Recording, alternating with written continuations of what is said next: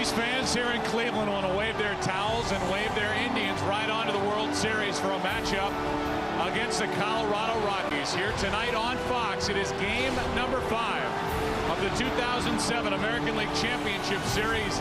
Indians, Red Sox, Cleveland up 3-1.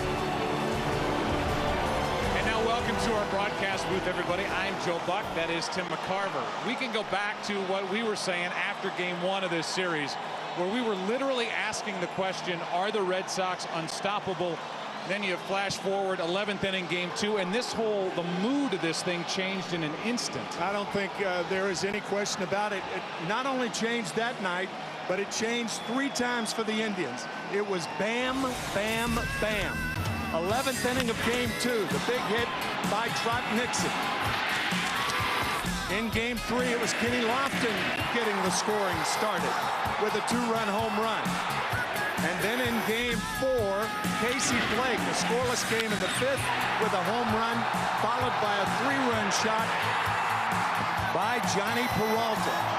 Joe, we've seen it time and time again. It can change like that, and that's why I think the Red Sox have a chance. Yeah, we switch it back to Boston. That's why they have a chance. Another big reason why they've got the Major League's only 20-game winner on the mound here tonight. That is Josh Beckett. The big right-hander gets the ball for Boston, trying to get it back to Fenway.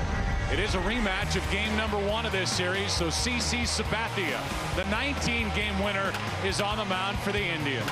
It is game number 5 in Cleveland, Ohio, and it's all yours. Next on Fox. Bobby Kelty of the Boston Red Sox gives you their starting lineup, and it's brought to you by Dick's Sporting Goods.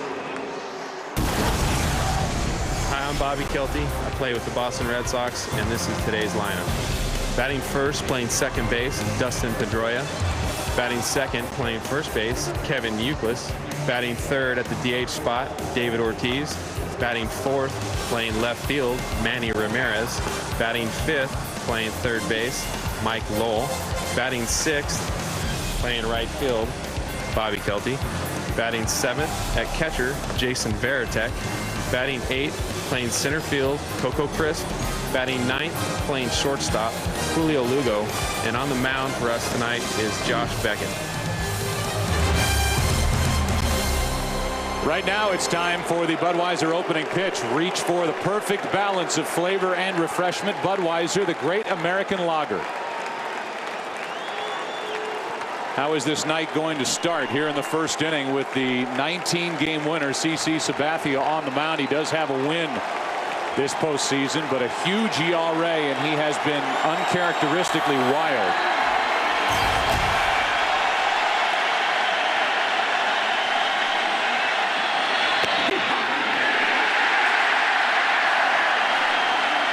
.94 miles per hour for strike 1, and Dustin was taking that first pitch. 2 nights ago in game 4, Pedroia went after the first ball and hit a smash to the left side, fielded by Casey Blake.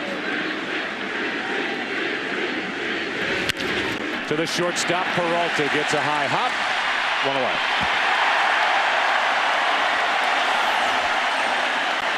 Joe, you mentioned the wildness of CC Sabathia. At no time in his career, and this is his 7th year, no time in his career has he walked 11 batters in 2 straight starts. So he's got to find the strike zone. And perhaps Eric Wedge is thinking, well, he opened the division series. He opened the ALCS. Perhaps with a 3-1 lead and a 3-1 edge, he'll be a little calmer tonight. We'll see. Youkilis takes a ball. Home plate umpire is Gary Cederstrom.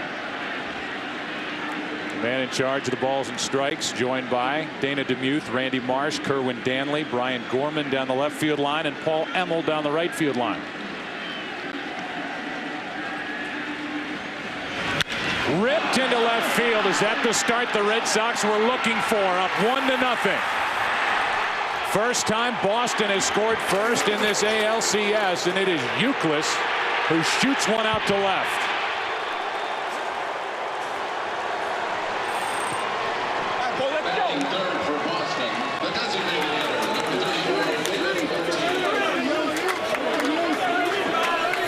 What a a rocket. An inside fastball. Inside part of the plate. Hammered. I mean hammered to left field. As the Red Sox jump on top early. The last 9 runs scored by Boston in this series via the home run ball.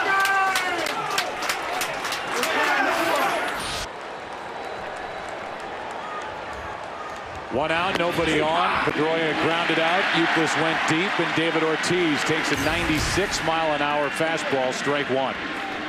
Velocity is always a factor with Sabathia, and they really don't want him living up in the upper 90s. They'd rather have him between 91 and 94, more in control. Good pitch to Ortiz. It's 0-2. To a man, the coaching staff, led by Eric Wedge, will tell you CC has tried to do too much. And he needs to back off a little bit and let that good natural ability take over as Ortiz backs out.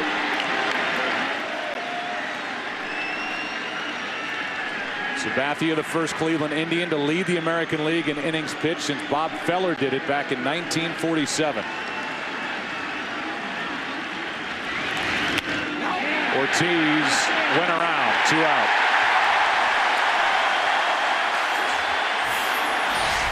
Three quality pitches to David Ortiz. Good fastball and then 2 breaking balls. Let's take a look at the keys to the game. For the Red Sox, it's win or see you in Fort Myers. That's their spring training facility. The Indians will try to finish the job. They do not want to go back to Boston. And those keys to the game brought to you by MasterCard as we play here in the first inning, and Manny Ramirez booed a little more lustily tonight than he has been in this series to this point because of his home run last night. Not so much the home run, but the length of time it took him to start running around the bases and then the overall trip. He stood in admiration of his home run into right center field, which was absolutely pounded. 451 feet. One of the few guys who spoke up for the Indians and said he thought it was a little much was third baseman Casey Blake, because all it did was make it a 4-run game with the Red Sox down 7-3. Thing about Eric Wedge, he was trying to play it down, not wanting any distractions for his ball club. You can certainly understand that. Manny does that all the time. 30 years ago, the way to cure that, drilling. You drill him in the ribs, he doesn't do that anymore. If he continues to do it, you continue to throw at him. But the game is not policed by the players anymore. It's policed by the umpires and executives. 1 ball, 1 strike. And a flare into left center field might fall. It will fall. Lofton can't get to it before Ramirez will end up at second base with a 2-out double.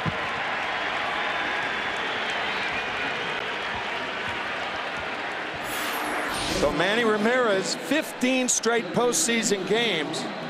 He is a hitting machine. There is no question about that. Kenny Lofton can't make, even on the first top, he didn't hit it well, but sometimes when you walk out of the box on a home run, you're used to walking out of the box. And that's what obviously is the case with Manny Ramirez. He doesn't run hard to first base on balls on the ground, but the guy can hit. He's done the same things for the last 14 years. First with the Indians, now with the Red Sox. He's hit and walked out of the box. He's at second with 2 out, and the batter is Mike Lowell. Base hit could double the lead. A lead provided by Kevin Euclid. Strike 1. So far, Lowell has hit .429 in the postseason with runners on, and .500 with runners in scoring position. He's got Ramirez out there, 2 out. And he loops one into right field. That's going to fall. Manny Ramirez coming. Throw by Gutierrez to the plate. Ramirez is out, and the first half inning is over.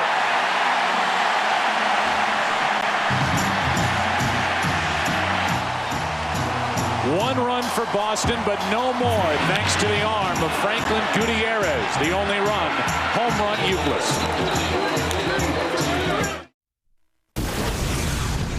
Hi, I'm Casey Blake, and here's tonight's starting lineup.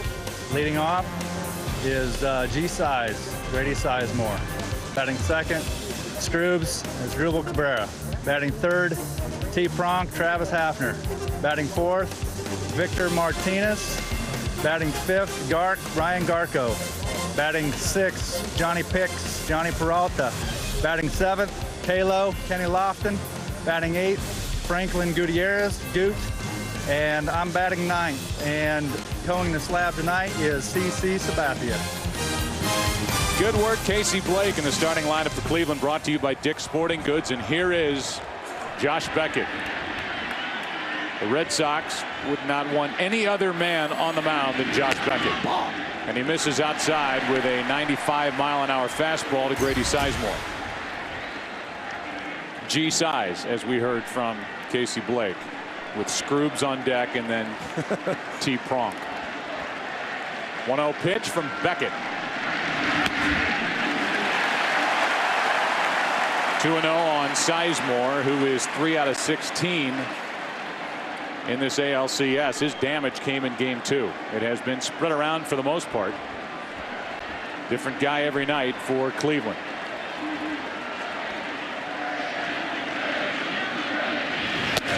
Two and one.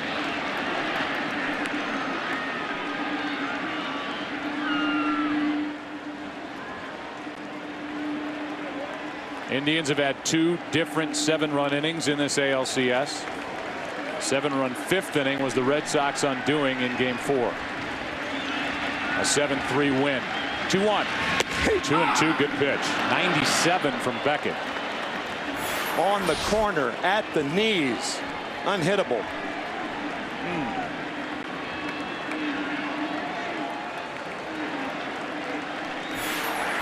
It was 2-0. Now it's 2-2.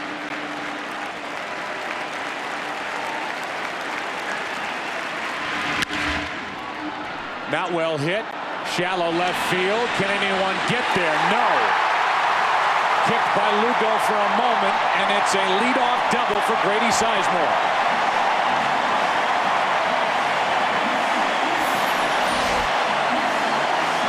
A little flare down the left field line. Sizemore jammed on the pitch. Things continue to go the Indians' way, even though the home run by Euclid put the Red Sox up. But a bloop double by Sizemore to start things off.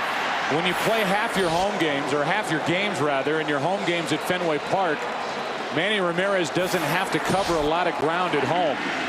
But they had to cover ground here in the top of the first inning on the hit by Lowell to right.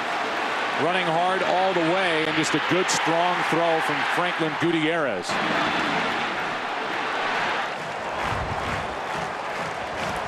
So Ramirez has been running. First the double, then thrown out at the plate, and now he can't get to that ball down the line. A lot more territory here at this park, or really any park other than Fenway, for the left fielder. That's an interesting point, Joe, because that ball is probably caught by Ramirez or any other left fielder at Fenway Park. Now it's Cabrera. As Drupal Cabrera, the rookie, runner at second, nobody out.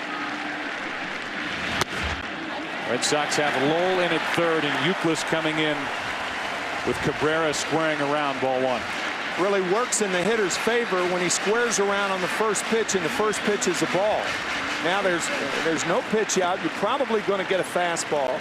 So with the infielders moving around, we'll see if Eric Wedge allows Cabrera to hit away. He has hit in 6 straight this postseason as Drupal Cabrera.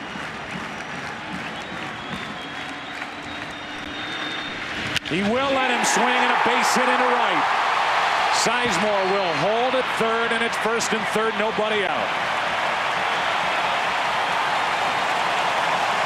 What you do, thinking he's bunting, by bunting on the first pitch or looking like you're bunting, you dupe the pitcher into throwing a fastball. That's what happened. He got a fastball right down the pipe. Euclid was in, he drilled it past him.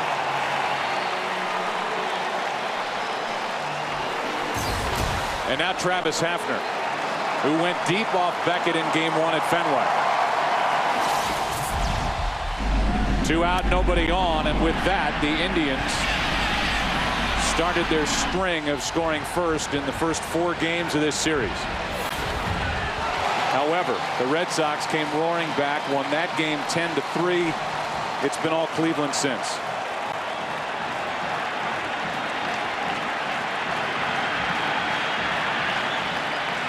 Tying run at third, go ahead run at first, nobody out for Hafner.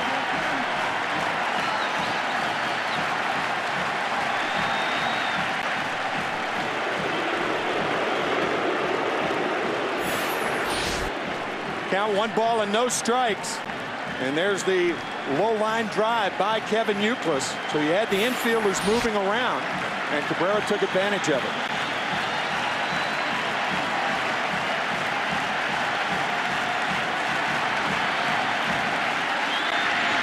Ball 1 to Hafner.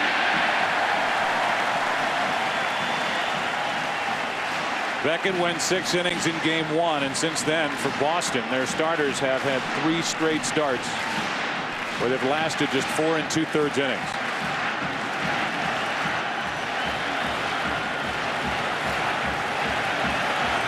Wakefield the last entry on that list. 1-0 pitch. Good nasty delivery. Fooled Hafner. 1 ball 1 strike. That was a wicked breaking ball and a fastball count. When Beckett has that good fastball, hitters have a tendency to swing over the pitch. Great downward movement from Beckett. First curveball of the night.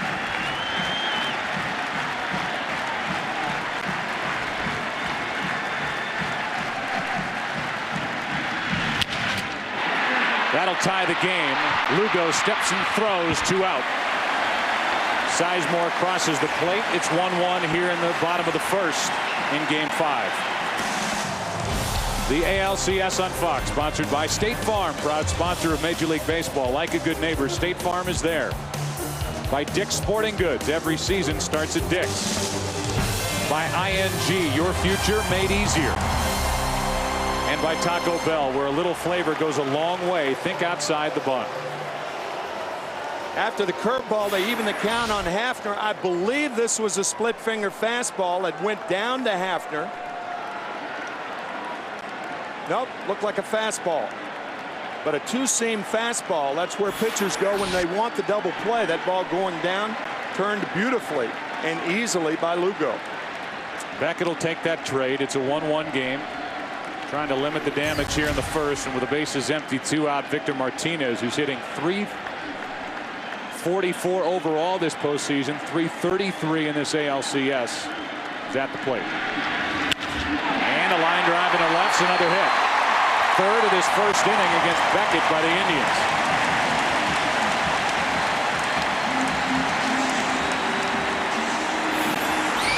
Victor Martinez, an excellent hitter. 114 runs driven in this year. He does not try to pull it.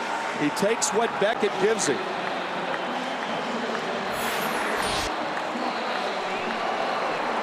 And now Ryan Garko will be the hitter.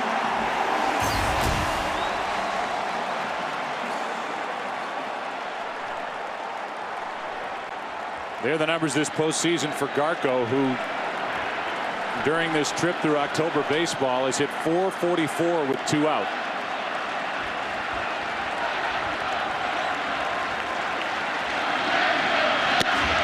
It's important with a guy like Peralta on deck, who has so far led this Indians team with a .406 average and a couple of big 3-run home runs in this LCS.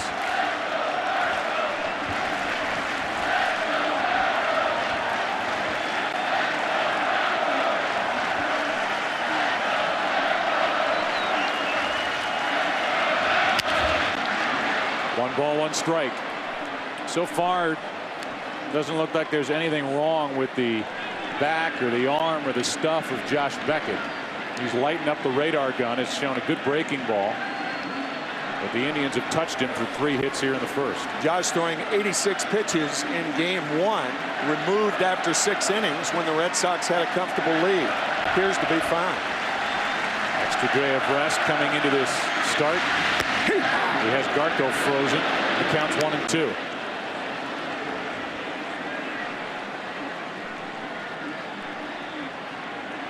So 6 innings, 4 hits for Cleveland tonight.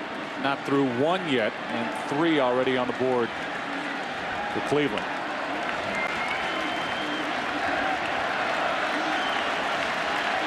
One ball, 2 strikes.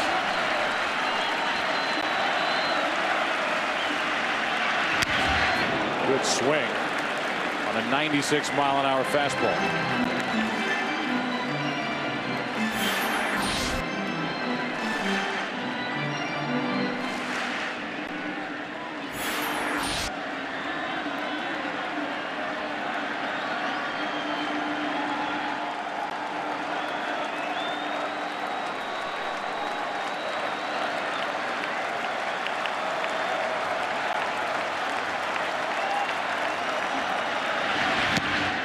Garco becomes the first strikeout victim for Josh Beckett. We are tied 1-1 after 1. We've got action. Top of the first inning. Gutierrez to Victor Martinez.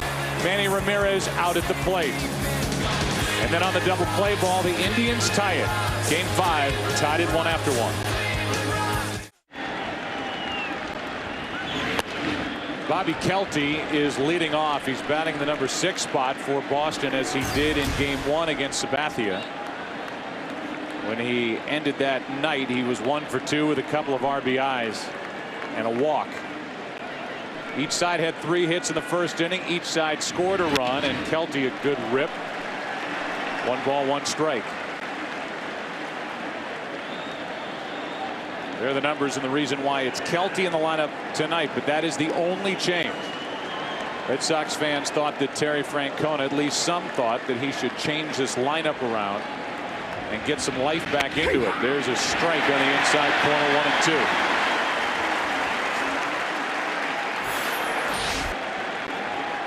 2. We thought we would see Jacoby Ellsbury in game 4 against a right-handed pitcher, but by putting Ellsbury in tonight, it's unfair against a guy like Sabathia, I think.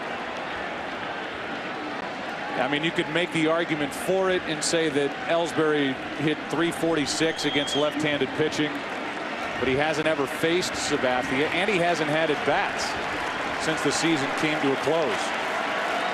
He's had only 1 this postseason. 2-2 pitch. Hit well against left-handers, but a small sample, only 26 at-bats. There is no question that Jacoby Ellsbury is the center fielder of the future for the Boston Red Sox. And that future may be 2008. Yeah. 2-2 pitch. Over but low, full count. Kelty trying to have a good at-bat against Sabathia in front of Veritek and Crisp, who was the center fielder of 2007.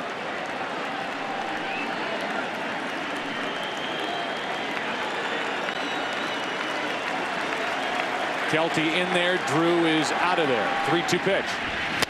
On the inside corner. Second strikeout for Sabathia.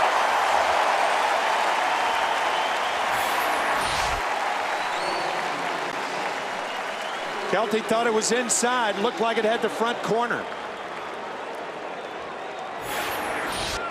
Paul Byrd, who was the starter and winner in game number 4, is wearing a microphone for us, and we'll give you his scouting report, or his observations, as he's watching Sabathia, the 27-year-old who will be a free agent after next season here in the early going.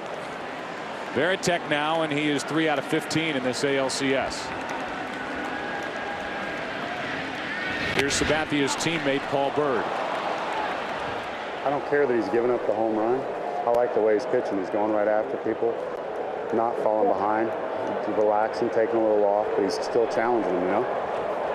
What do you got? More of what we talked about in the first inning, as that misses. The count 2-0. You don't know how Sabathia is going to react tonight or fare, but the early going, he's not as jittery in his delivery as he was in game 1 at Fenway Park. Understandably, Eric Witt saying, look, he's up 3-1 now. And they are hoping that they will look at the CC Sabathia that won 19 games this year instead of the one who has been wild and in both starts in the postseason. And it appears that he has slowed his motion down. The 2-1 to Varitek off the end of the bat. A lot of off-speed stuff to Jason Varitek during this at bat, and the count evens 2-2.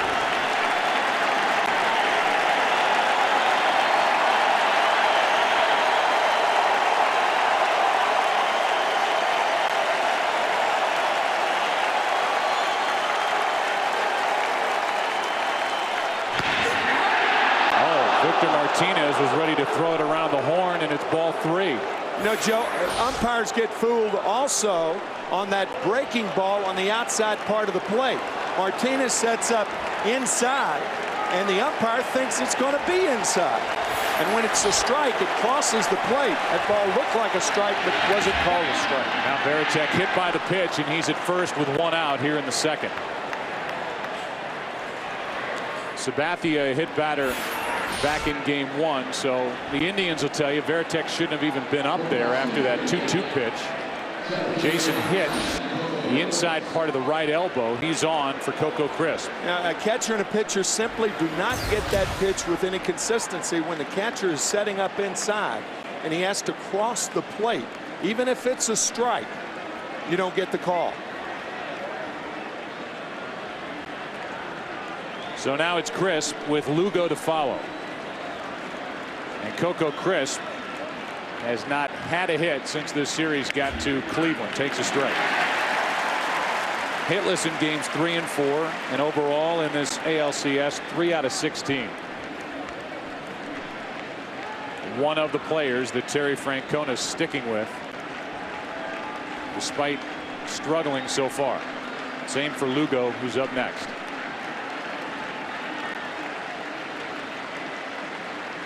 The 0-1. 1 ball, 1 strike.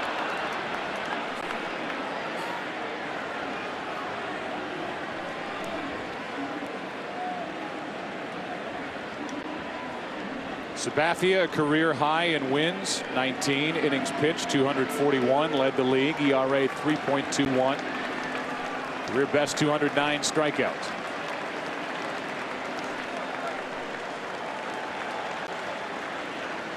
The 1-1. Crisp fighting it off, and now he's in the hole 1-2.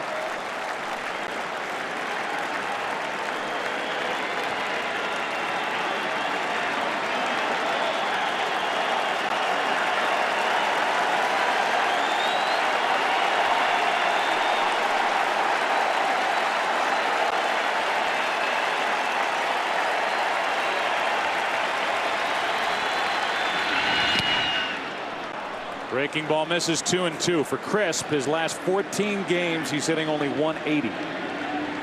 With no home runs, 3 RBIs.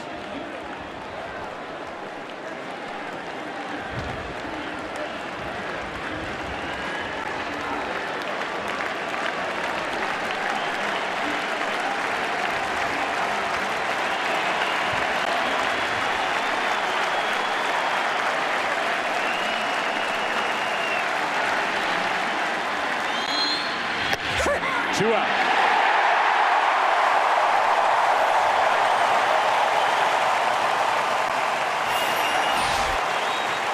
I have no idea what Coco Crisp was looking for there. That ball right down the pipe. A low strike and a good one from Sabathia.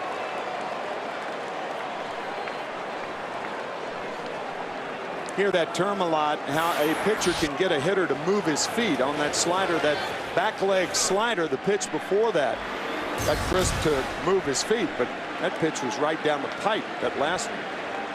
Here's Lugo. Lugo has struggled out of that number 9 spot, and in an American League lineup, that's a big deal. You want the guy at the back end to get some hits and turn the lineup over, and then get, in the Red Sox case, Pedroia up and Euclid and get something going, and that has not happened with Julio Lugo.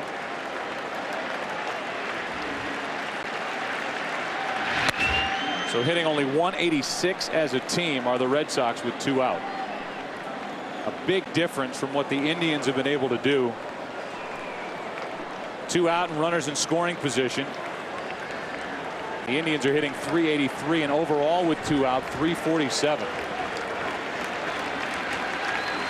The 1-1 to Lugo. Little pop up, shallow right. Gutierrez coming on. We go to the bottom of the second here in Game 5 in Cleveland, Ohio. Indians coming up, tied at 1.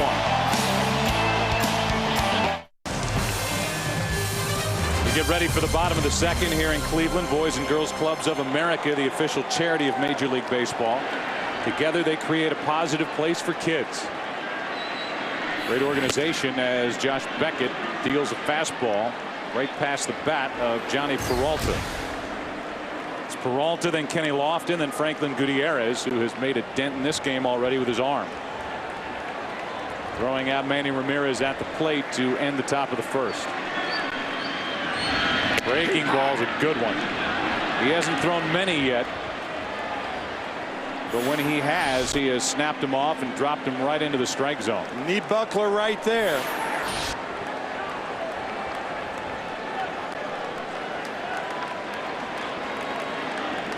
The 0-2.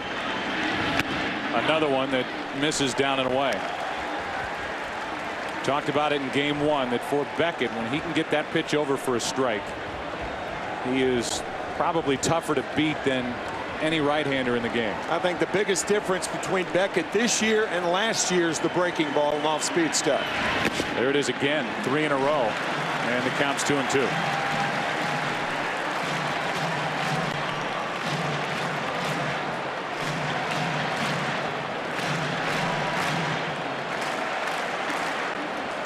Peralta is leading this Indians team with a .406 average this postseason. The 2-2. Got him with it again. And if Peralta was up there looking for one fastball after another, he goes back to the dugout, and he'll be talking about Josh Beckett's curveball. They got the one fastball on the first pitch, and then 4 straight curveballs gets Peralta. And now Kenny Lofton, who was busy before tonight's game, shaking hands.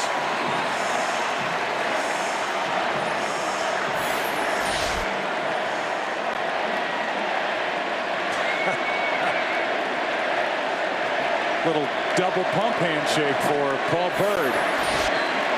And they chant Lofton's first name as he waits with 1 out, nobody on. And takes a strike.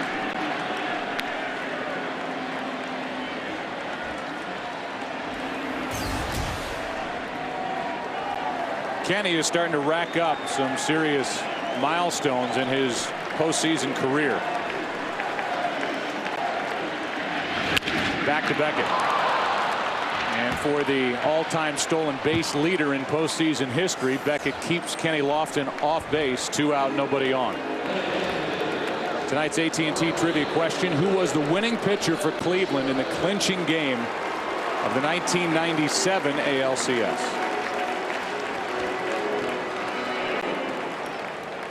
To put the Indians in the ALCS that year, that dramatic home run by Sandy Alomar off Mariano Rivera. One of the few home runs that Rivera has given up in postseason. That was in Game 4, and then the Indians came back to win Game 5 and beat the Yankees and then win the ALCS. Whoa. A 95-mile-an-hour fastball up around the noggin of Franklin Gutierrez.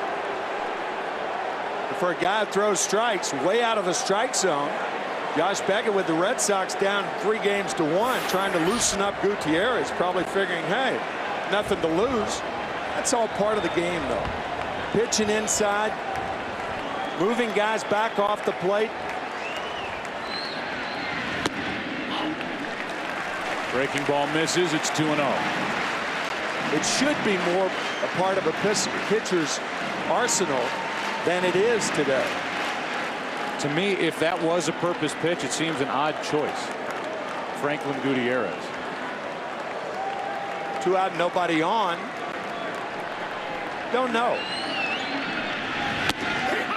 Gutierrez takes a breaking ball for a strike. Franklin has 4 RBIs this postseason. They all came in Game 2. And overall in this series, 2 for 12.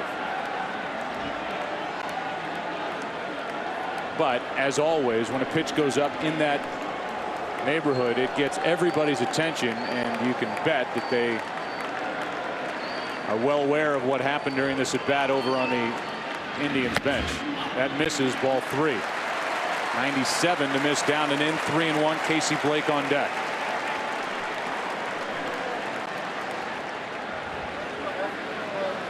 A lot of reasons you want to loosen guys up too. If they're going well against you, or if they're going poorly, you want to keep them going poorly.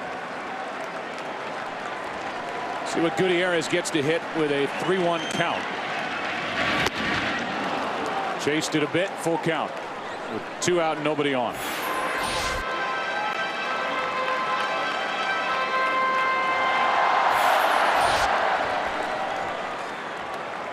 Beckett struck out Garco to end the first. He struck out Peralta to start this second. Lofton hit a comebacker.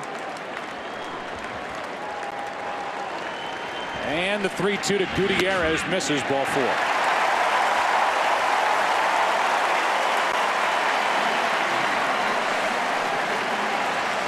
First walk of the night handed out by Beckett and Casey Blake, who homered last night. 2 RBIs in that 7-run 5th inning. Steps in.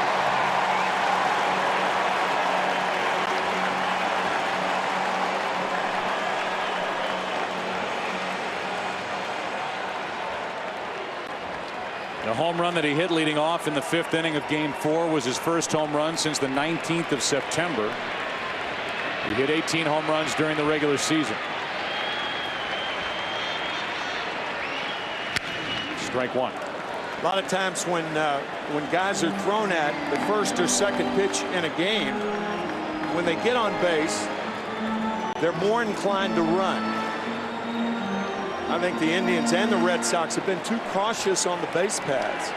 In a tie game right now with 2 out, really no reason why Gutierrez shouldn't be stealing somewhere in this sequence, or trying to.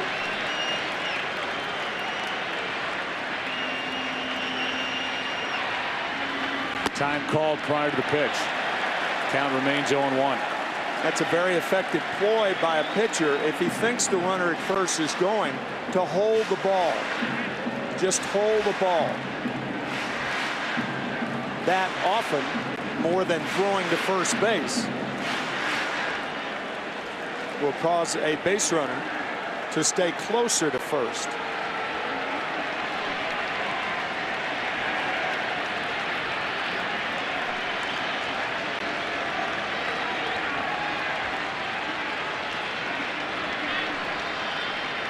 Gutierrez stays put, and strike 2 on Casey Blake. Franklin stole 8 bases, was caught 3 times, and has not attempted a steal this postseason.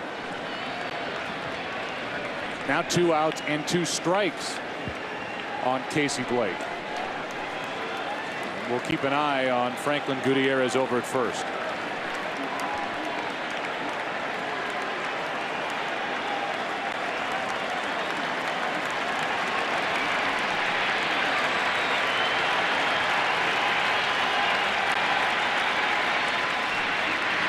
Not running, and Blake with a good swing and a 96-mile-an-hour fastball. And that was a mistake. 0-2. No sense to give him as good a pitch as he got. The pitchers just simply don't put it where they want to all the time.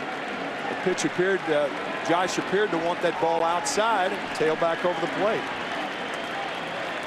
Casey Blake was 2 for 17 against the Yankees in the divisional series, was 3 for 13 against the Red Sox, leading into that home run in the 7-run 5th in Game 4. Euclid's trying to stay loose behind Beckett. Euclid's charged with an error on a throw over by John Lester in Game 4. Blake strikes out. That is 3 on the night for Beckett, and the top of the order is coming up for Boston in the 3rd. And that includes David Ortiz, the DH, retired at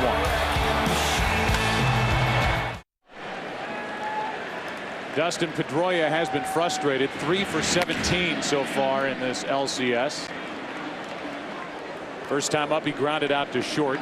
He bats first here in the 3rd inning, then Euclid, then Ortiz. If anybody gets on, Manny Ramirez. Red Sox try to win tonight to get this series back to Fenway on Saturday night. Off the end of the bat. Let's go down to Ken Rosenthal and talk about some of that frustration for Dustin Pedroia. Yes, Joe, that 3 for 17 is a bit misleading. Dustin Pedroia has hit the ball hard several times in this series. Start with the first inning of game 1, a rocket glove by CC Sabathia right there. Then you go to game 4, hard ground ball to Casey Blake to start the game. Then 7th inning, same game. Line drive caught by Asdrubal Cabrera at the top of his leap. Pedroia yesterday, in speaking with reporters, was defiant, saying, "I'm swinging the bat good. I don't care what anybody says." And that's really part of the attitude why they love Dustin Pedroia. Terry Francona will tell you he's not worried about his rookie, who during the regular season had the 10th best average in the AL at .317.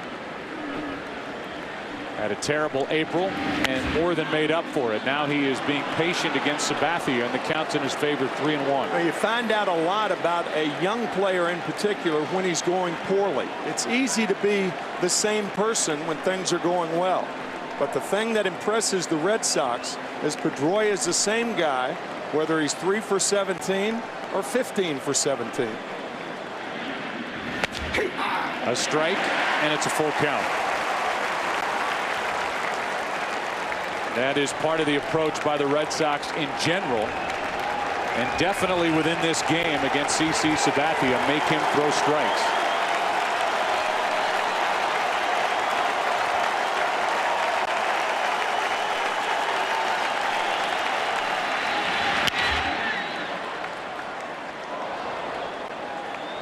Well, Tim, the news was finally delivered today that the contract offer was rejected by Joe Torre. That 1-year contract offer that was basically like a player's incentive-laden contract, right, which would vest only if Torre managed the Yankees to the World Series. Would it vest for the next season? Another 3-2 pitch to Pedroia leading off the 3rd. And another foul ball by the rookie second baseman. Those responsible in handing out those contracts with the New York Yankees made him an offer he could refuse, and he did. You look at his resume and his time with the Yankees, the 12 consecutive postseason berths, the 4 World Series titles, and it was really a 3-pronged attack, if you want to call it that, or a 3-pronged situation for Torre. First, he gets the challenge by Steinbrenner during the divisional series against the Indians, and they let him twist in the wind for over a week as Pedroia gets on with a leadoff base hit here in the 3rd inning.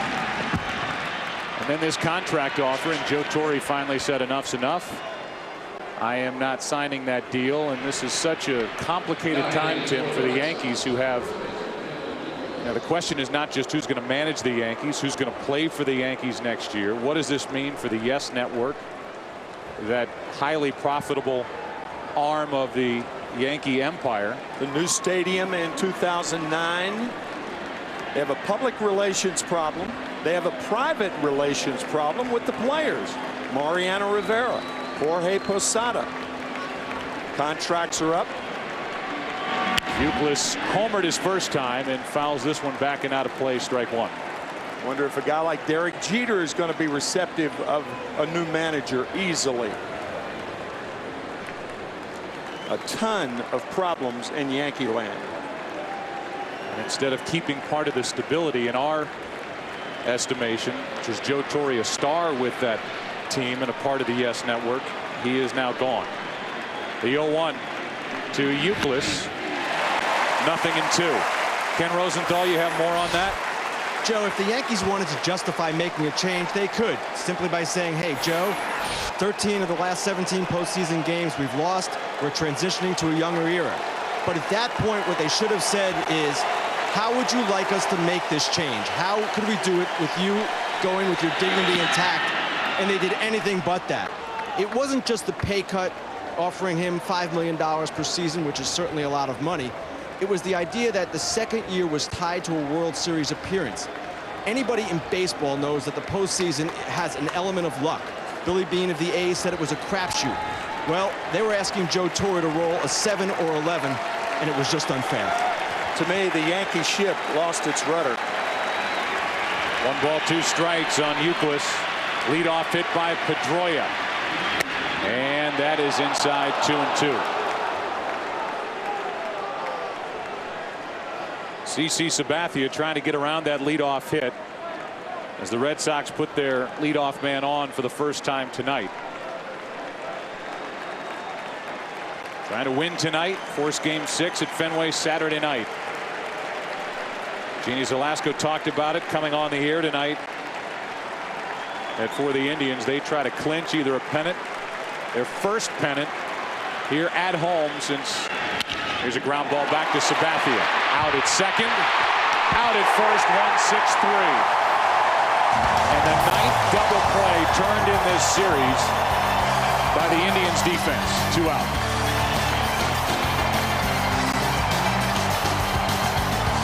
Easy double play. The glove side of Sabathia. Peralta, an easy play. So that erases a leadoff hit, and it gives David Ortiz a chance with the bases empty and 2 out.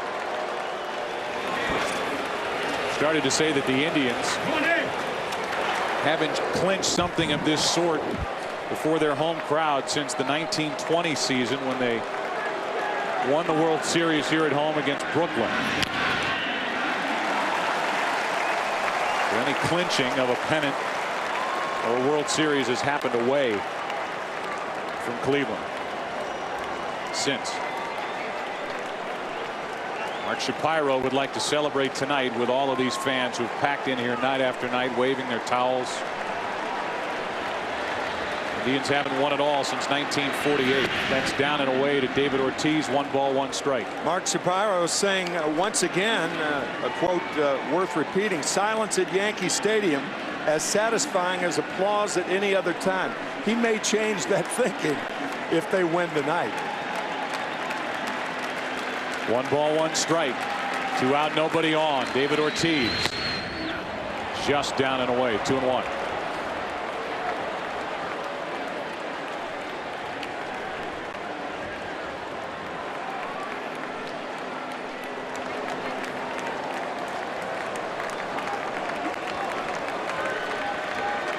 Ortiz up on the count. 2 balls and a strike.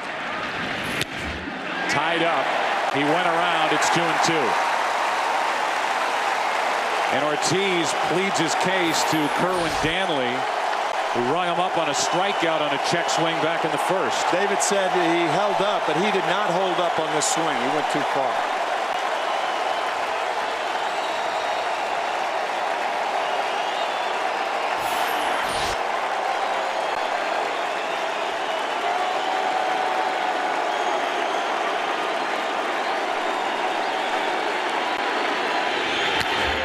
Big rip by Ortiz. We answered our AT&T trivia question. Who was the winning pitcher for Cleveland in the clinching game of the '97 ALCS? The answer, Brian Anderson. Real likable guy, left-hander, who went 1 inning in relief game 6 against Baltimore.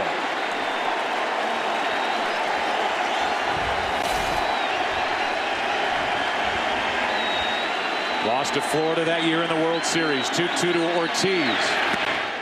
Full count.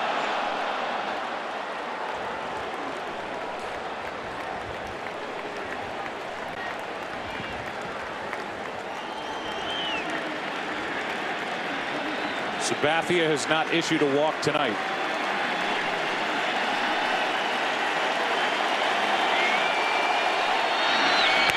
Until now.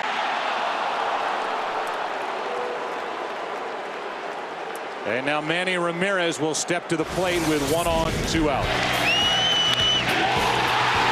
4 home runs in the postseason. The game winner against the Angels. Another one against the Angels in game 3. And then the one the other night on Tuesday night. And on every home run, he walked out of the box. He's almost coining a new phrase. Instead of the walk-off home run, Manny's coining the walk-out home run. No matter the situation. Walk out of the box home run. 1 on, 2 out. Ramirez. First time up, doubled, then was thrown out at the plate by Franklin Gutierrez, and he is jammed a bit, but it's still carrying at the wall. and this ball is off the top of the wall. Ortiz coming to the plate to score. The Red Sox are going to argue that ball was out. The initial call is that it was still in play, and Ramirez and now Francona, they're going to plead the case of the Red Sox. You got to plead the case. What is Manny Ramirez doing on at first base? That's the point. That is the point. He's at first base. So if the ball's not out of the park, why is he at first base? I ask everybody that. That ball looked like it got over. Or hit the yellow line. Or hit the very top of the yellow line and came back in. It looked to me like it hit the yellow line. And now the umpires will talk. Because that yellow line goes across the fence. And if it hits it like that, it seems to me that the normal place for it to pop would be up. I would agree with you that the carom is so weird. It looks to me like when you look at the replay, the ball's over that line, but they wouldn't figure then that the ball would bounce back onto the playing field. Yeah, right. There's been discussion, and now Bud Selig has said recently that he will put it to the general managers to at least talk about the possibility of introducing instant replay into Major League Baseball, and we will blow it up as much as we can and give you our best look at it. Does the ball completely disappear beyond that yellow line? It's just too tough to say, and they're going to keep the call as is. And to go further with your point, instead of an RBI double by Manny Ramirez and him being in scoring position, he's umpiring going down the first baseline, and he can only go 90 feet, and Terry Francona won't leave the field quietly. Here's the point. I mean, you know, the ball is hit well and carrying and carrying and carrying, and what does Manny do? Lopes to first base and stops at first base, almost in his handshake mode. By the time he thinks about going to second base, Grady Sizemore has the ball and throws it to second. That's the ridiculous part about him walking out of the box. Ridiculous.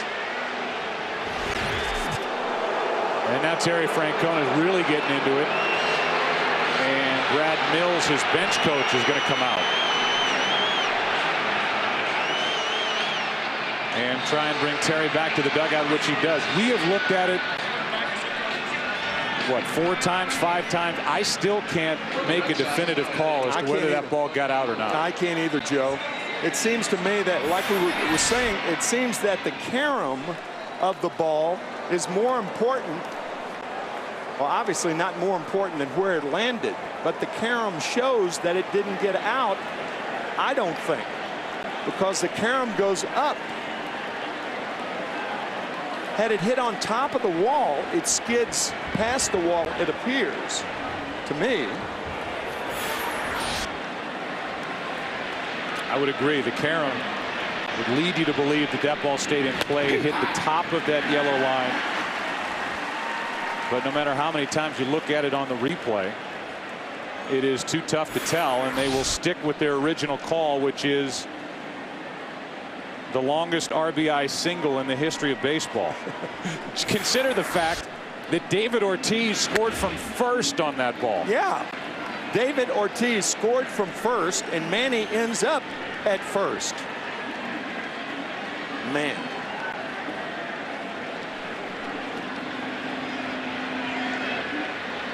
One ball, one strike.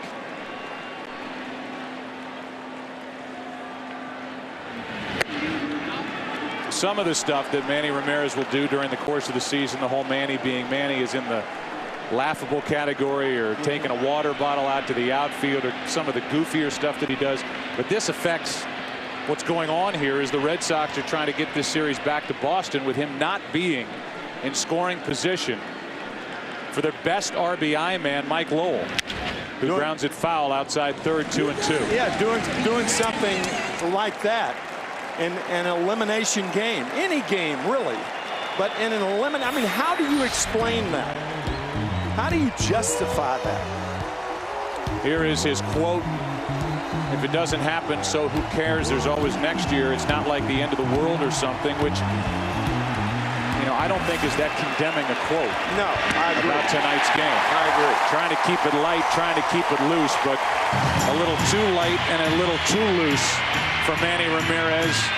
Off the top of the wall in right center field, and it's an RBI single to put the Red Sox up 2-1. Top of the order for the Indians, who are now down 2-1.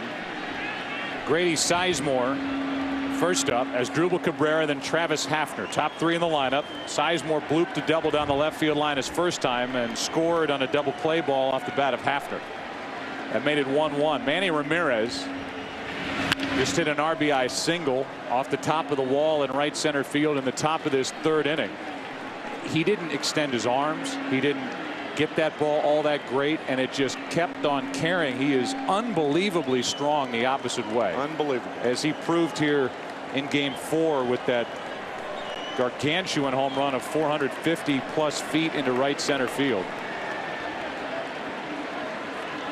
And David Ortiz scored all the way from first base on the ball. Now Sizemore strikes out, and that's 4 strikeouts on the night for Beckett.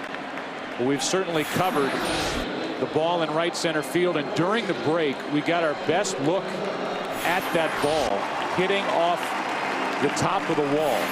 The yellow line is there as you watch the ball come down, in the padding, which is part of that yellow line at the top of the wall. That's part of the wall, and that's there to help the umpires delineate between the top of the wall and, in this case, a home run. And I'm with you now. When you see that padding pop up as the ball hits it out there, I would say this umpiring crew got that call right. It certainly appears to me that they did, and to us that they did. Now as Drupal Cabrera takes strike 1. Meanwhile, we showed you that quote by Manny Ramirez at the tail end of the top of this third inning, and you and I both showed up at the ballpark today. Obviously that quote was spreading around like wildfire, and you and I had the same opinion on it independently, and that is, you can see what Manny is trying to say. In other words, try and keep this light. It's not the end of the world. We're going to go out and do our thing, play our game, and see what happens. It doesn't read all that great, but I don't think you read this quote and say, well, he doesn't care, and so therefore he's not trying to win. Big deal. The ALCS is over. But there is the quote. If it doesn't happen, so who cares? There's always next year. It's not like the end of the world or something. Here's a ground ball right side. Pedroia, good play to his left. 2 out. Robbing as Drupal Cabrera of his second hit of the night. What makes this a particularly good play is the ball stays down on Pedroia to his knee, and Dustin makes the play. Well done. Actually, it came up. I thought the ball stayed down. It's still a fine play. But Pedroia really staying with that hard hit ball by Cabrera. And so now 2 out, nobody on, and Travis Hafner, who didn't get the RBI but produced the run with first and third, nobody out, and a 6-3 ground ball double play back in the first inning, steps in.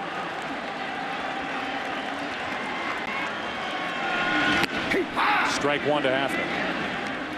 Stuff has been electric for Beckett here in the first inning, and really it's more of what we expected coming into game 1 of this ALCS between Beckett and Sabathia. The emphasis being on Sabathia and him being a lot more effective and in control tonight. High hard stuff, 96 miles per hour, 0-2.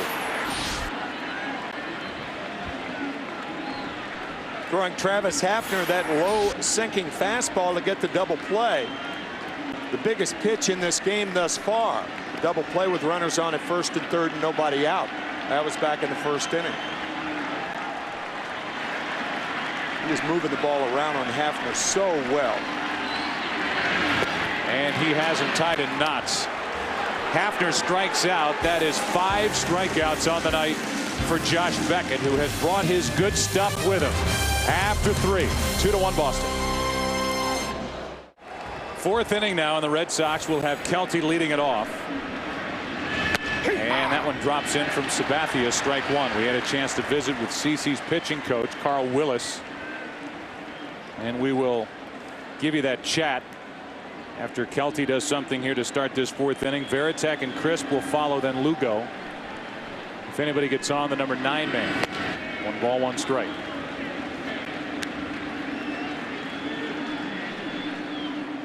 Two runs on 5 hits, but only 1 walk so far for Sabathia, who had walked 11 in the 2 starts coming in. There's a base hit to right by Kelty. And we talked to Carl Willis, the Indians pitching coach, and said that CC looks like he's brought better stuff to the park tonight. Well, he is, guys. He's much more under control. You know, when he's missing, he's not missing badly. And, you know, hopefully we can get in more pitcher advantage counts tonight, and he can pitch a little bit. You know, he's kind of relegated to the fastball in Boston.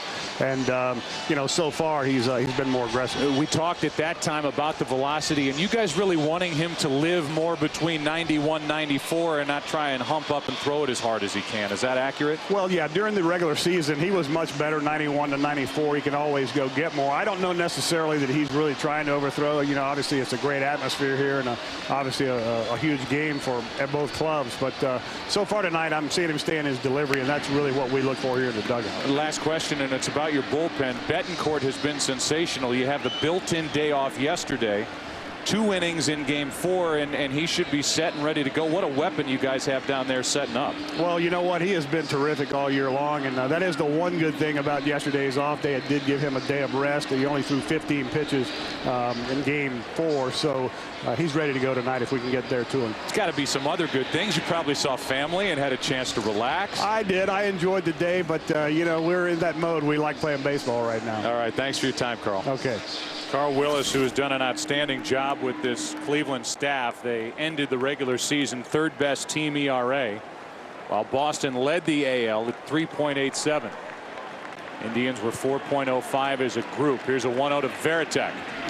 Ground ball, base hit through the left side. The Red Sox have put their first 2 on here in the 4th. Varitek has been on base twice, and now Coco Crisp. The Red Sox are pleading with him to do something at the plate. After being hit by a pitch, his first time up, Varitek singles to left. And I would imagine Coco Crisp, with the way he has gone through the LCS, and it's been very, very poor. He struck out his first time up. He'll be asked to bunt right here. I think that's what the Indians are talking about right now. Sabathia talking to Blake. It's a much easier play if the right-handed hitting Crisp bunts the ball down the 3rd base line. It's an easier play for a left-handed pitcher. But Sabathia is not as quick on his feet as some left-handers are. So Crisp, if he does bunt it down the 3rd base line, he'll try to bunt it hard. Make Blake feel the ball. 2 on, nobody out. There's the bunt, and it's foul. Strike 1.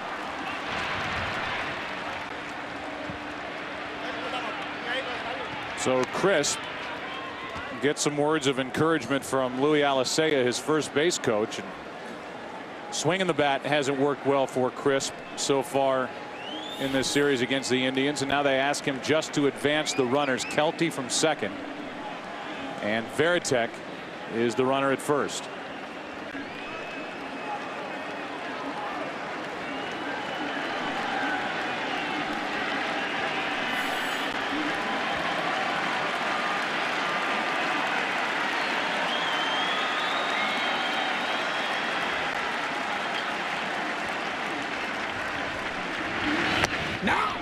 Crisp just pulled the bat back in time. 1 ball, 1 strike. I was surprised at that call by Martinez. The breaking ball is easier to bunt, particularly the breaking ball coming in from the left-handed pitcher to the right-handed hitter. Normally in bunting situations, you want to throw the fastball, and the higher the better. The higher part of the strike zone, because it's very difficult to get on top of it and bunt it effectively.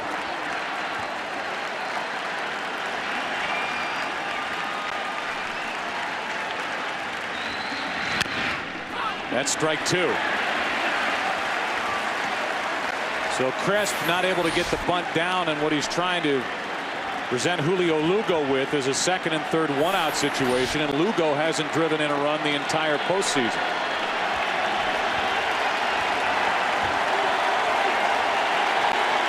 Rarely do you call upon a regular player to bunt with 2 strikes, but I think Francona will do that with Crisp here.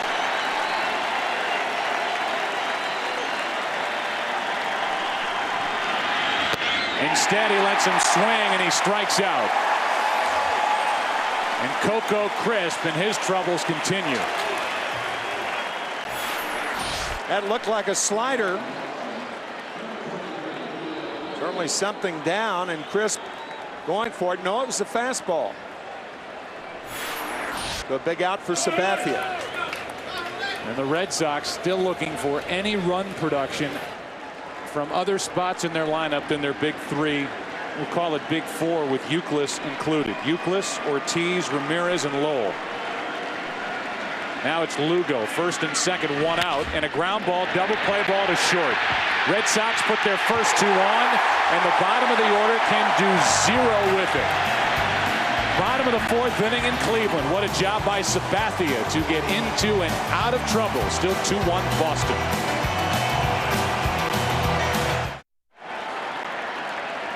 Josh Beckett will try and handle Victor Martinez, Ryan Garco, and Johnny Peralta.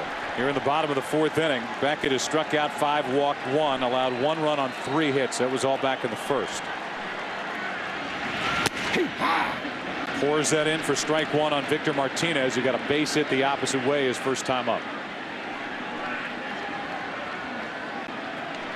John Farrell, the pitching coach on the other side with the Boston Red Sox, chatted with us during the last break.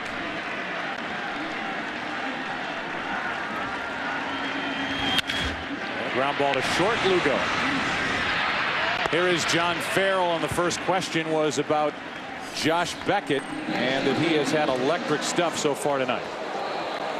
Yeah, he really has, Joe. I think the biggest thing is getting through that first inning, allow him to settle into a rhythm. It's been evident by the use of his curveball, and particularly his changeup here in the last couple innings.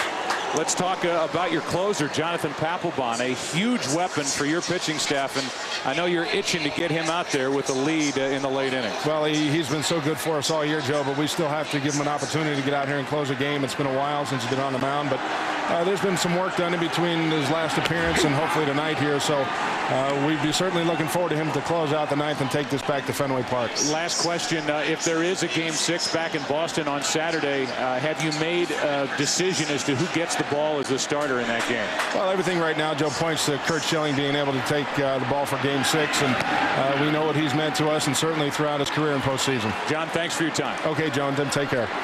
All right, that is John Farrell, the pitching coach for Terry Francona.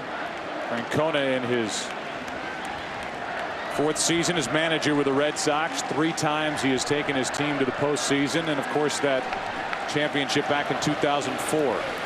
His team has battled back, down 3-0 that season. Here's a slow chopper back to Beckett, and Beckett threw about a 97-mile-an-hour fastball to Youkilis, who caught it with 2 hands. Let's go out to Chris Myers, who was in that spot where Manny Ramirez hit that ball. Yeah, Joe, maybe the longest single in the history of the postseason. And I talked with Marty Springstead, the supervising umpire who's here, who made it clear that the yellow line is not a home run, it's part of the fence, and that the right field umpire, Paul Emmel, immediately made the call that it hit the top part, and because of the flat padding, the ball shot up. He said if it had shot back because of the way the thing is made, it would have clearly been a home run. So he said it was the right call. The umpires huddled to review it afterwards, and just in case, was that a home run? No. Okay, all right, that's the word, Joe. Thank you, Chris. Going to the ultimate authority out there in right center field. Here's another look at it. It was the RBI single that's the difference in this game so far. 2-1 Boston. Back after this from your local Fox station.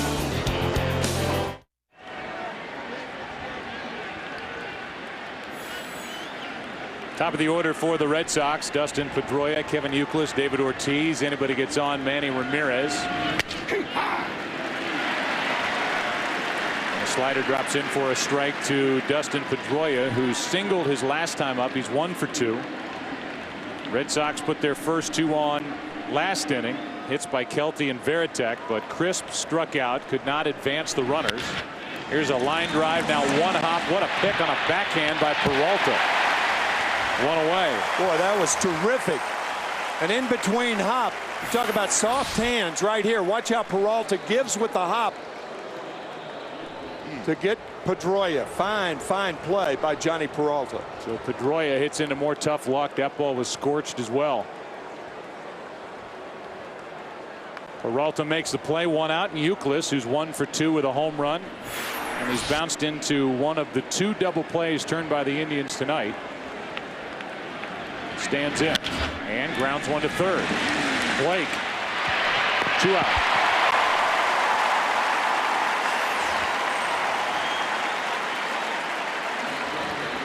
So a 1-pitch at bat for Kevin Euclid, who among active players sees more pitches than anybody in baseball. He went up there ready to hack and grounds out to Blake and leaves the bases empty in front of David Ortiz. Ortiz has struck out, walked, and he was hustling on that ball hit by Ramirez off the top of the wall. Scored from first to make it 2-1. It is still 2-1 thanks to Josh Beckett.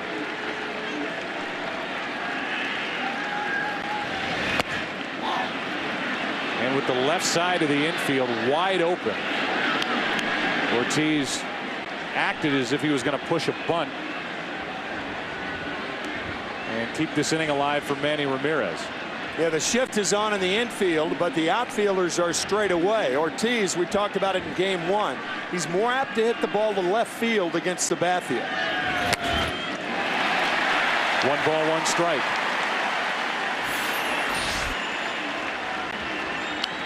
Good left-handed batters against left-handed pitching, and they have to be good to be in there, are more inclined to go to left field against the hard-throwing left-handers. And look at that. David Ortiz with an inside-out swing for a base hit to left. And the red-hot Manny Ramirez will bat here in the 5th.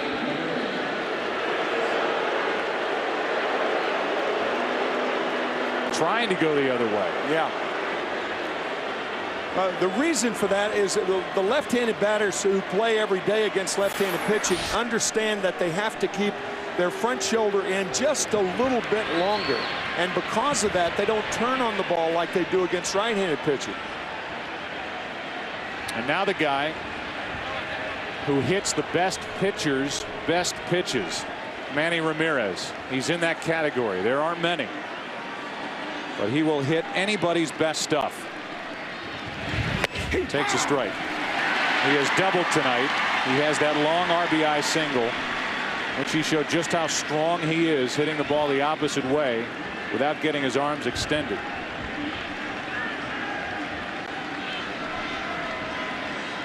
Number 1 all time with 24 career postseason home runs.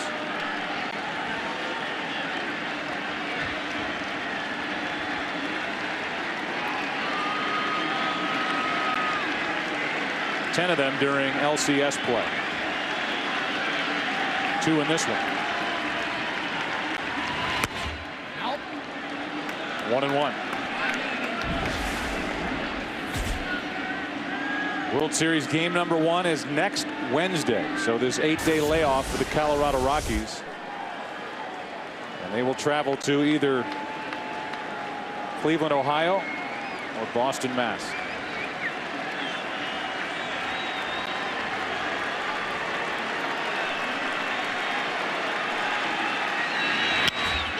Strike 2.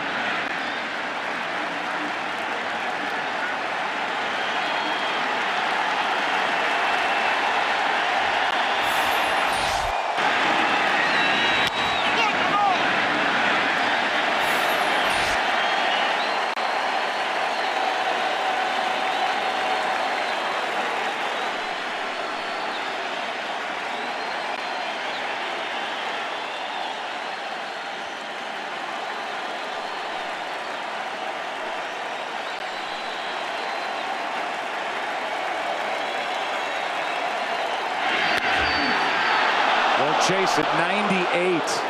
from Sabathia, as hard as he has thrown in this ALCS. Little extra on this one, but outside. You heard Carl Willis say he's got more if he wants to go get it, velocity-wise, and he just showed it.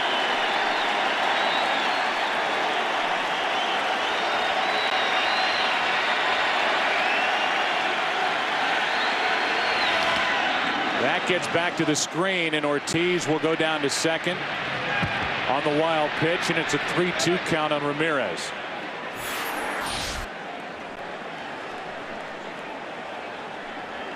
Almost hit Ramirez in the back leg. Again, that's that back leg slider. You know, with the count 3 balls and 2 strikes, I don't think I'd walk him intentionally here. I'd throw a ball out of the strike zone. I wouldn't throw him a ball.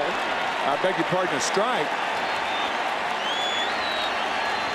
And they're not going to walk him. I think this is the right play. Eric Wade saying, be smart about this now. Well, Ramirez hasn't chased anything out of the strike zone this entire postseason. And the guy on deck, Mike Lowell, led the Red Sox in RBIs with 120 during the regular season. That was the 5th best total in the AL.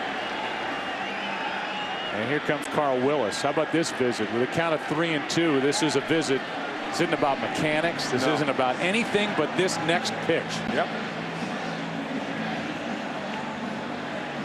I think Carl going out to talk to Sabathia as we take a look at the big 2 for the Red Sox. No more formidable tandem in baseball than these 2 guys. And you see the top line, help wanted.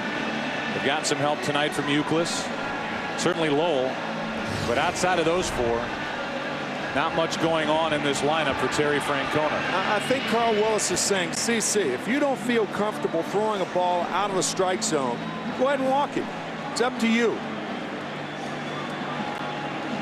And because CC, if he says, well, if I throw another breaking ball out of the strike zone to Ramirez, it may go back to the screen and Ortiz gets to third base. Or on top of that, it could be futile anyway, since the batting eye that Ramirez has displayed in this series, unless you try to make the perfect pitch, if you don't make it perfect, Manny Ramirez can burn you. I would be shocked if this pitch is a strike.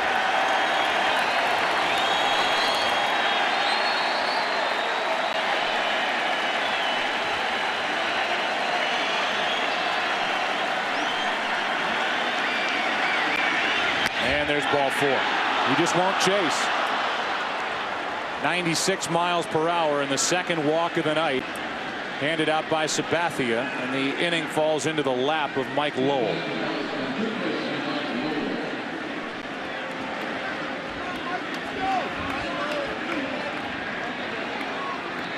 Top of the hour, and we welcome you, if you're just joining us, to Game 5 of the ALCS. That's us, and this is Boston with a chance for more runs. They lead 2-1. Top of the 5th inning, down 3-1. Lowell takes a breaking ball for a strike.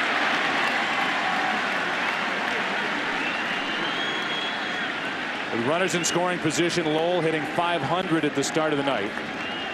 Mike Lowell, as well as Josh Beckett, part of a Florida Marlins team, down 3-1 to the Chicago Cubs in the NLCS in 2003. 0-2.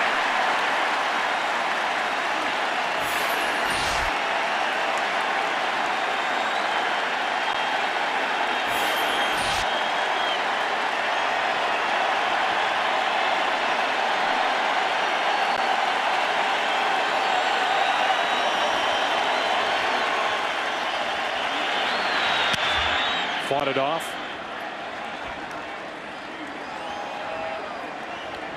Lowell came with Josh Beckett in November of 2005. Hanley Ramirez and Anibal Sanchez, the major pieces moving the other way. It was a salary dump for the Marlins to give up Lowell, and he has been terrific with Boston. Free agent to be. Beckett, their #1 starter. 0-2. Ball 1.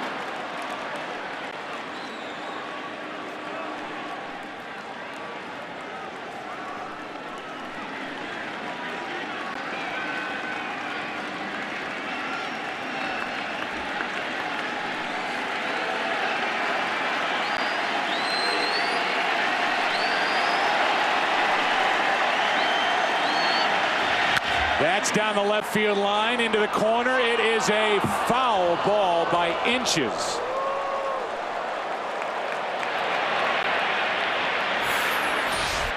Very quick hands by Mike Lowell and just foul.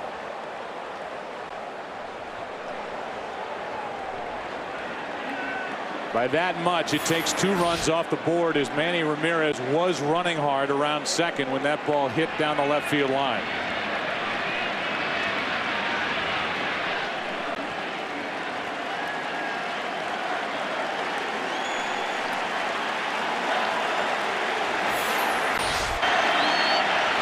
Ortiz would have scored easily, and Manny Ramirez was cruising around second when that ball hit foul. 1-2 pitch. That hit Lowell to load the bases. And the man who is in the lineup because of his success against Sabathia, Bobby Kelty, will bat with the bases loaded. Gary Cederstrom, the home plate umpire, called this immediately. Looked like Mike Lowell's shirt was hanging out just a wee bit, and it just grazed his shirt. Sabathia saying, I wanted to come inside, but not that far inside. Kelty was 7 of his first 15 with 2 home runs against Sabathia. 3 for his last 16 coming in with no home runs. Tonight 1 for 2. And another opportunity for the Red Sox with the bases loaded. Let's listen. Oh, got him! Off the uniform top, down to first, bases loaded. It's up to Kelty.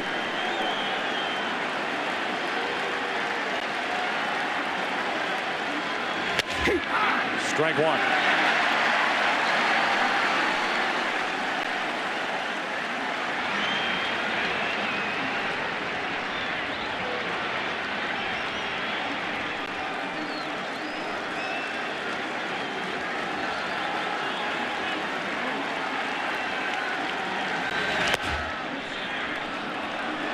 The Red Sox have handled left-handed pitching so far in the postseason. Came in with a mark of .462 as a group against left-handed pitching. And tonight, Boston has 8 hits through 4 2/3. Kelty, one of them.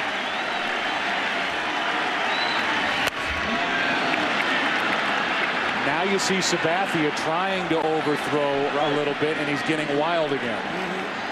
Usually when that overthrowing happens, he's up and away to right-handers.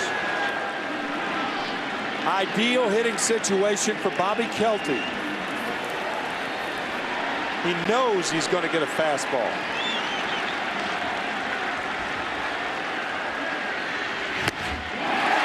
Blown right by his bat.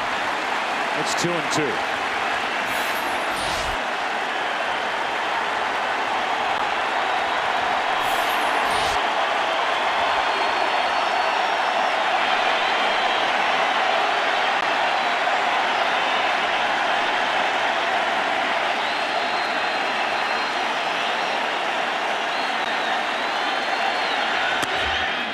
Full count, and the runners will go.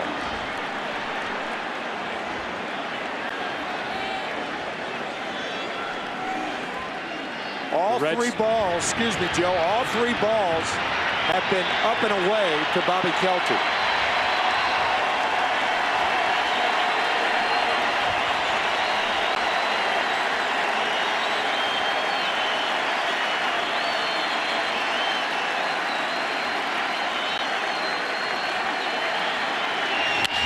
Kelty in the air to right, easy for Franklin Gutierrez. The Red Sox have stranded 7, hit into 2 double plays, and lost a man at the plate. Halfway through game number 5, Boston still up 2-1. Rock and Roll Hall of Fame inside Jacobs Field. And they are watching one of their favorites, Kenny Lofton, dig his way in to lead off in the bottom of the 5th. Still 2-1 Red Sox. Boston a number of opportunities to take some of the pressure off Josh Beckett, but they have been unable to get the big hit. Joe, with the off day yesterday, I strolled through the Rock and Roll Hall of Fame for a couple of hours, and what a fabulous job the city of Cleveland and those that run the Rock and Roll Hall of Fame have done with that, and taking people like me back through their childhood. From Clarksdale to Memphis, to Chicago to St. Louis, to Natchez to St. Joe, wherever the four winds blow. Had to love it. It was great. 2-0 the count on Kenny Lofton. Gutierrez will follow, then Casey Blake. Lofton has hit a comebacker to Beckett, and he's only at bat. Beckett wanted the call, didn't get it. It's up for ball 3, 3-0.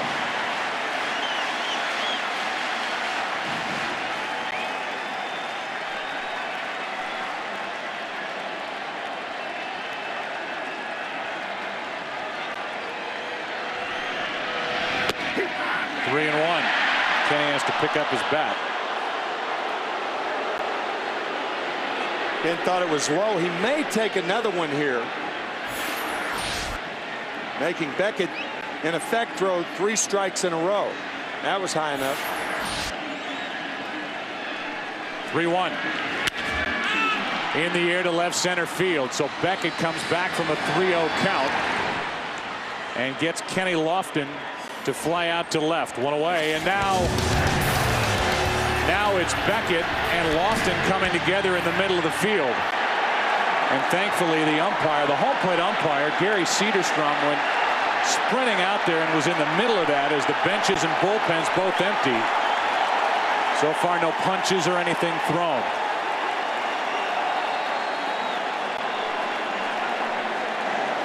Beckett may have said something to Lofton about dropping his bat on that 3-0 pitch. It did appear to be a strike. And as Lofton passed by the mound, he said something to Beckett. This is after flying out. Beckett may have yelled at Lofton when he skied the ball to left field. There's the 3-0 pitch, and it was a strike. Beckett didn't like it. Then he throws a fastball and gets Lofton to fly out, yelled something from the mound. Lofton turned, and tell you what, Gary Cederstrom, the home plate umpire, went out there. This entire umpiring crew made sure that nothing ugly happened, and Lofton and Beckett were yelling at each other Lofton's entire way down the line. Yeah, I think the minute that Lofton made contact with the ball and flied to left field, Beckett yelled something at him, and there was a response from Lofton, who really yelled all the way down to first.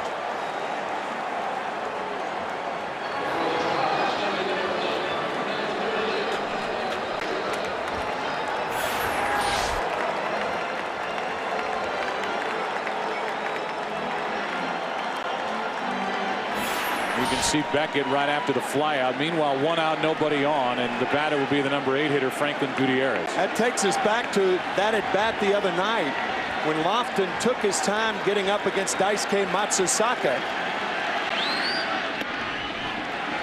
And he did homer in that game, a 2-run shot,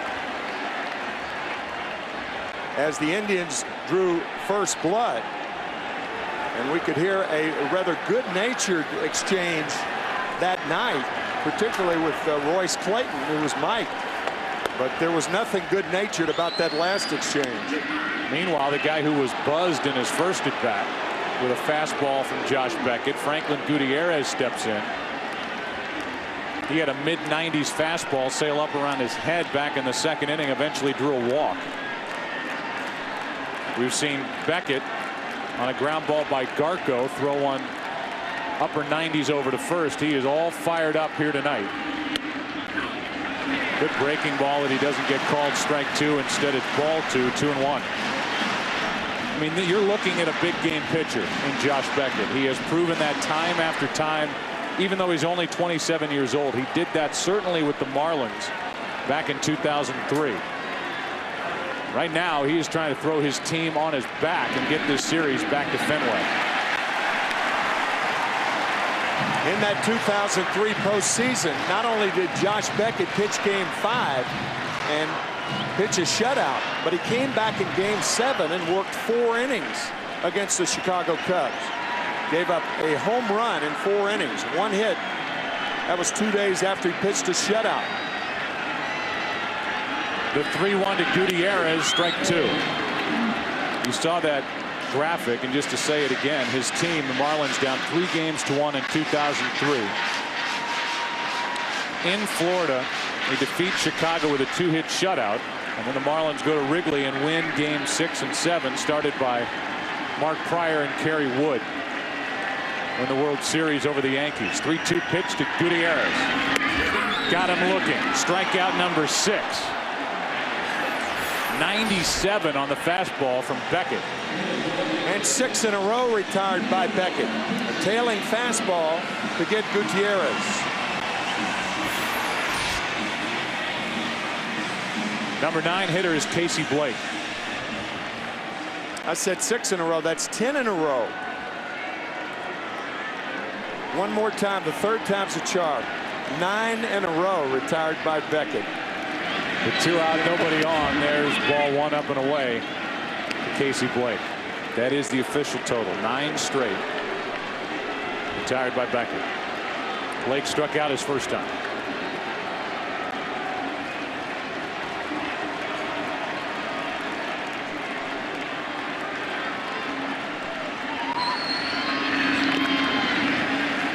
Two and 0.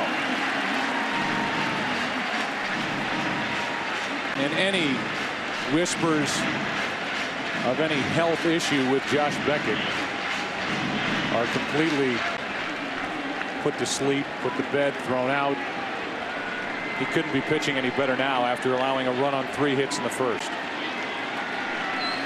With Boston, the Red Sox hitters haven't given him much breathing room. A 2-1 lead and a line drive into center.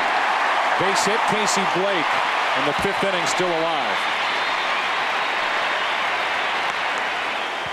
Liberty Mutual in-game box score for the Indians. Sizemore will be the hitter. He's doubled, scored a run. The only run tonight for Cleveland. Cabrera has a hit. Martinez a hit, and now Casey Blake with a 2-out single. Here's Grady Sizemore, who hit 24 home runs during the regular season, has 2 this postseason.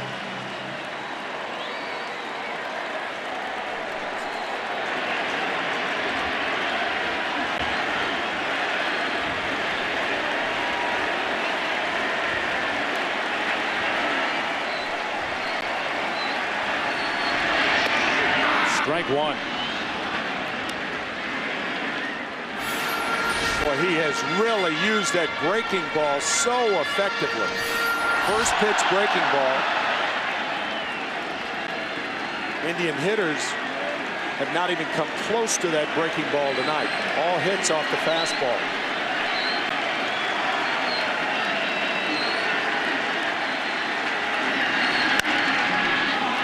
Beckett can't get it, and neither can Lugo, who knocks it away from Pedroia. First and third, 2 out.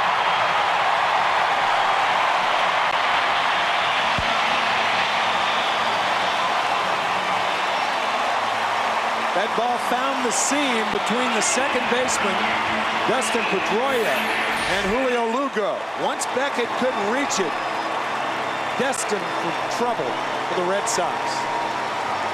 Look how Lugo has to come on the second base side of shortstop, realizing that had he let the ball go, Pedroia has no shot. So a base hit for Sizemore.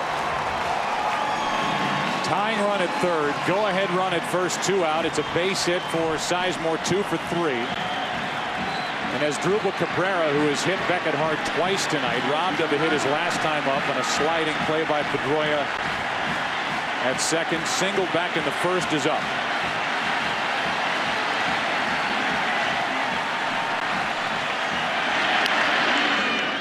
The curveball fouled away, strike 1. Just the look in the eyes of Asdrubal Cabrera. He is not fazed at all by this situation. It doesn't look like his heart is racing at all. This is a rookie standing at home plate, trying to to tie Game 5 of the ALCS here in Cleveland. 5 for 7 with runners in scoring position this series. Strike 2.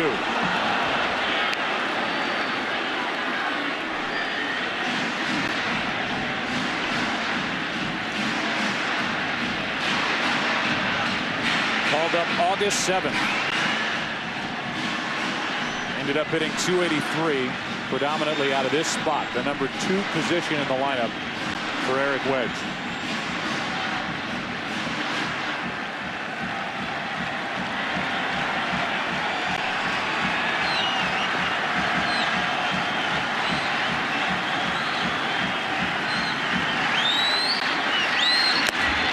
Another strikeout for Beckett, number 7 on the night.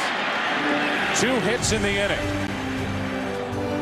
4 left tonight by Cleveland. Josh Beckett doing all he can here tonight. He and the Red Sox lead Cleveland 2-1 after 5. The lineup for Boston, that means that Varitek will start it, then Crisp and Lugo. Good swing by Varitek on a high fastball, strike 1. Jason's been hit by a pitch. He has singled. And he'll try to get something going. I think after that off day in the same town, Jason Varitek showing a quicker bat tonight, a fresher look at the plate. Also didn't make the start in Game 4 because Mirabelli did, catching Wakefield, so he's had a little time to catch his breath. He doesn't like to hear people like us say that he gets tired at the end of a long season, but it's only natural after logging most of the innings behind the plate. Nature of the position. Strike 2 on Varitek. He didn't like the call, at least questioned Gary Cedarstrom. Good breaking ball from Sabathia. Varitek, a better fastball hitter, can turn the fastball around, has trouble with the breaking ball. To the left side, Peralta has time. 1 away. Talked about umpires policing the game. What a tremendous job home plate umpire Gary Cedarstrom did to avoid a fight in the middle of the field last inning. Kenny, Josh, not a word, not a word, not a word, dude, not a word, not a word, not a word. You pitchers, you get your sprints in, now run all the way back. Talking to the guys in the bullpen, saying, all right, everybody sprint back to the bullpen, stretch out your legs, and Gary did a nice job just to physically be out there. Absolutely. Terrific. Strike 1 on Coco Crisp. Let's go down to Chris Myers. All right, yeah, Joe, the chatter from the Indians bench was that Beckett was upset with Lofton dropping his bat in the earlier pitch, and he mouthed off, said something to Kenny Lofton first, and Kenny shot back, and it could be a residual effect from the other night, as Tim pointed out. Yeah, you were down there when you eavesdropped on the discussion that Jason Varitek had with Kenny Lofton, telling Kenny to get in the box, quit taking so long, and then Lofton stepped in and hit a first pitch home run against Daisuke Matsuzaka in Game 3. Kenny admitting afterward that that was part of his approach coming in, try and break up the rhythm that Matsuzaka was attempting to fall into.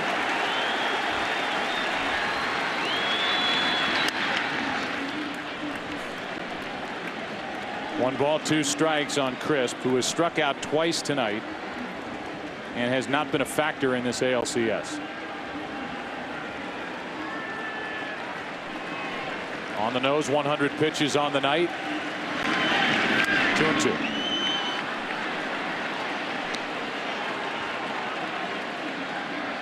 Crisp is a speed guy. He stole 28 bases during the regular season, so if he can find his way on, he can make something happen for Boston.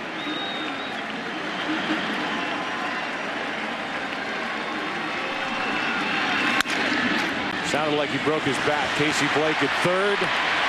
2 out. Verizon gives you the series summary to this point.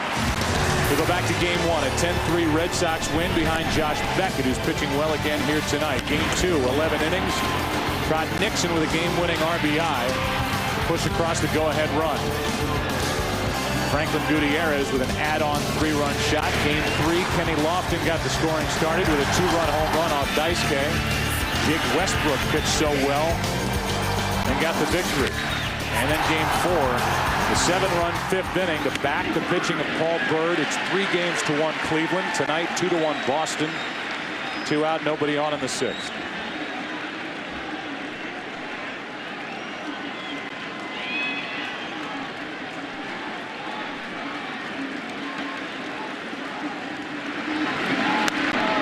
Totally fooled by Sabathia. Lugo in the hole 0-2. In this inning, Sabathia's breaking ball has been much better than any other inning this evening. Really on top of the diving breaking ball.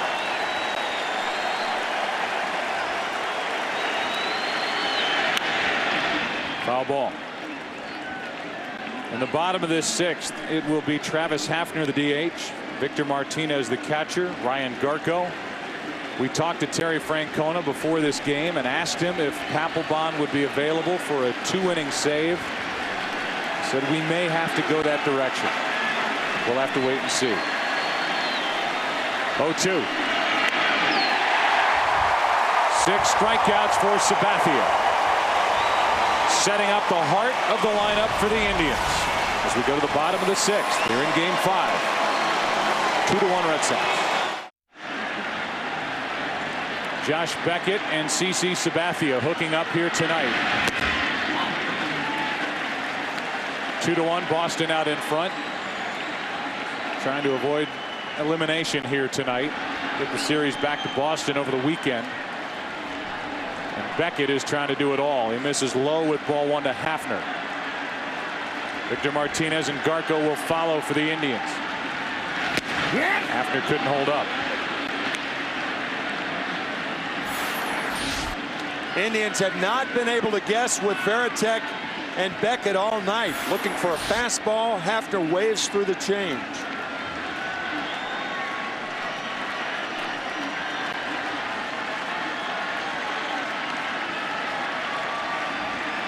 Fastball away. Just rearing back and throwing it past Travis Hafner, who struck out 4 times last night and is 0 for 2 with a strikeout tonight.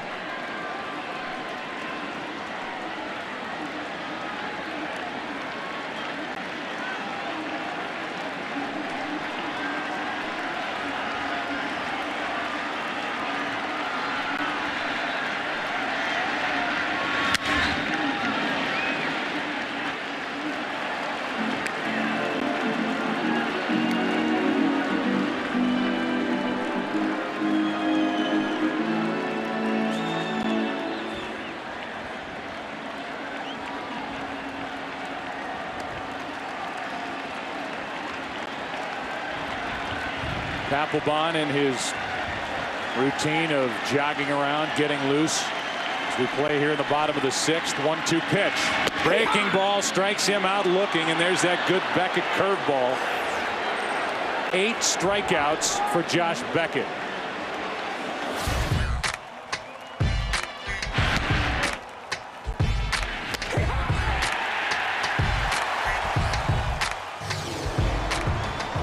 .39 wins between them during the regular season, and there are the numbers. 5 hits for the Indians against Beckett, 8 for the Red Sox against Sabathia. Pitch count way up for CC, but only a 1-run Boston lead. Sabathia's been able to limit the damage, and he's had 2 double plays turned behind him. Here's Victor Martinez.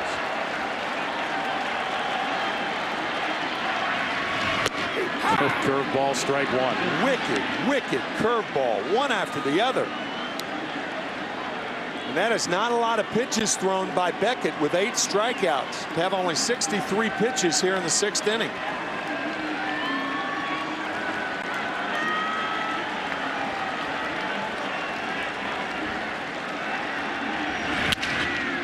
To his left, Lugo has time with Martinez running, 2 out.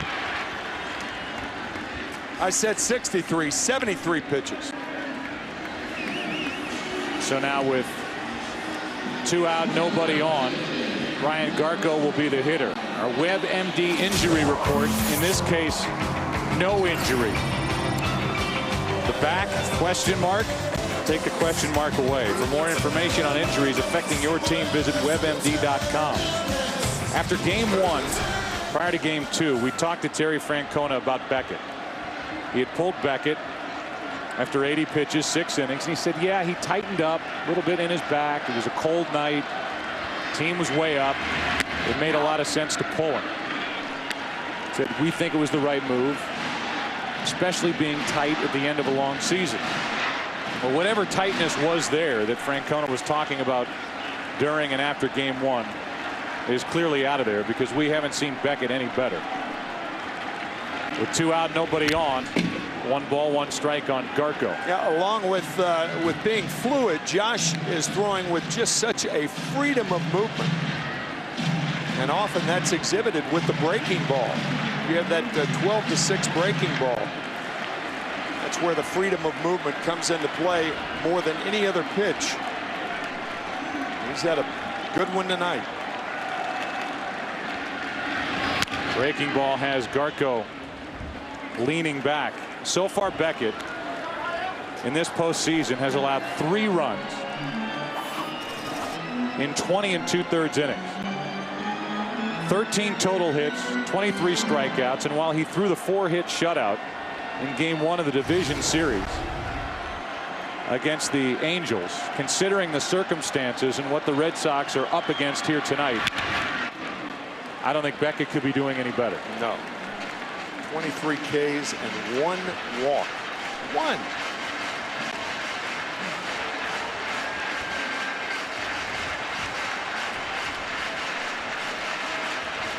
One ball, 2 strikes on Ryan Garko.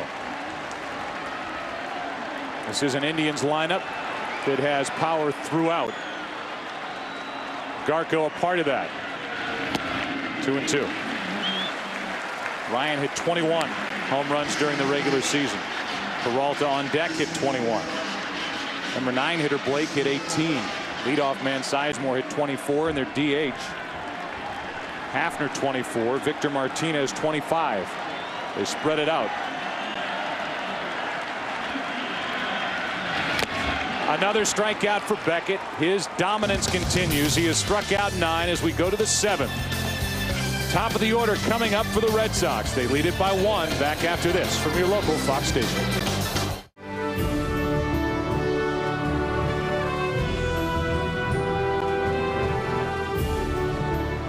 What a game. Game 5 here at Jacobs Field.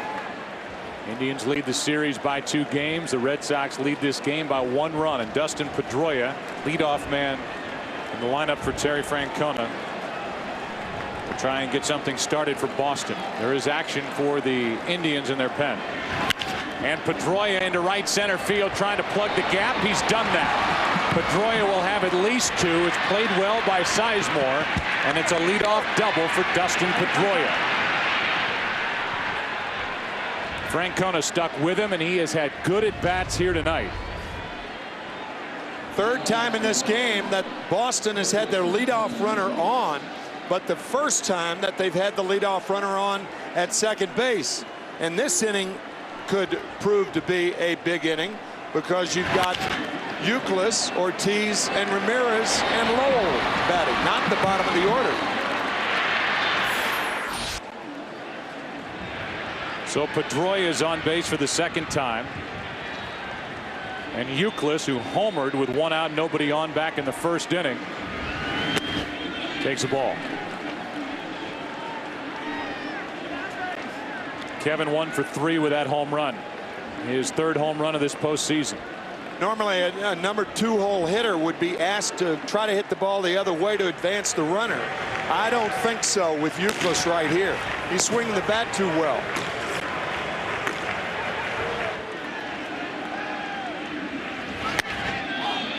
Two and 0.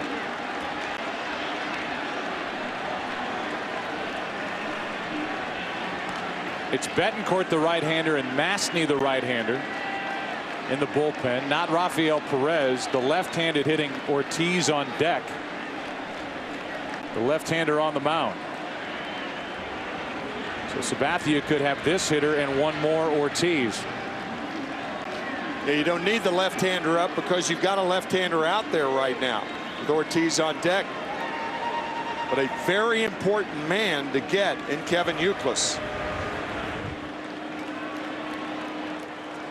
The 2-0. 2 balls and a strike. And Youkilis thinks he may have cracked his bat. 69 degrees at the start of the night. A warm evening, and again the sweat pouring off the bill of the batting helmet of Kevin Youkilis, which we've seen a couple of times in this series. 2 balls and a strike. Runner at second, nobody out, and Youkilis into right center field. That will at least advance the runner as Sizemore can't make the play. Knocks it away. Pedroia will score, and Youkilis ends up at third. It's 3-1 Boston here in the 7th. One look cost Grady Sizemore from going full blast after that ball. The ball was tailing back to Gutierrez. And that one look by Sizemore, thinking Gutierrez had it right there. That look. Now by the time he turns it on, the ball hits off the end of the glove. Youkilis has a double. Pedroia scores to increase the Red Sox lead. Make that a triple by Kevin Youkilis.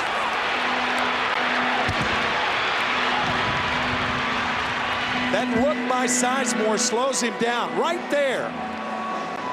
Thinking Gutierrez had the ball, and now when he turns it on, it's off the end of the glove, and the Red Sox score another one. So Youkilis at third, nobody out, 3-1. Sabathia is out, and David Ortiz is coming up. CC Sabathia with frustration after exiting here with 112 pitches on the night. Responsible for Youkilis at third. And we talked about it, that there was not the left-hander Rafael Perez getting loose. You would think that Sabathia would stay in to deal with the lefty Ortiz, but instead it's Betancourt, and Rafael Betancourt has made a name for himself this postseason, and in this ALCS in particular. The 32-year-old former shortstop in the Red Sox organization has been virtually unhittable. Only 1 hit so far in this ALCS. Joe, it's got to be the oddest infield alignment I've ever seen. All 3 guys on the right side of the infield, all in, as is Casey Blake at third. And a strike over the outside corner. Ortiz with a single, a walk, a run scored, and a strikeout. David Ortiz is a career .442 hitter during the postseason with a runner in scoring position.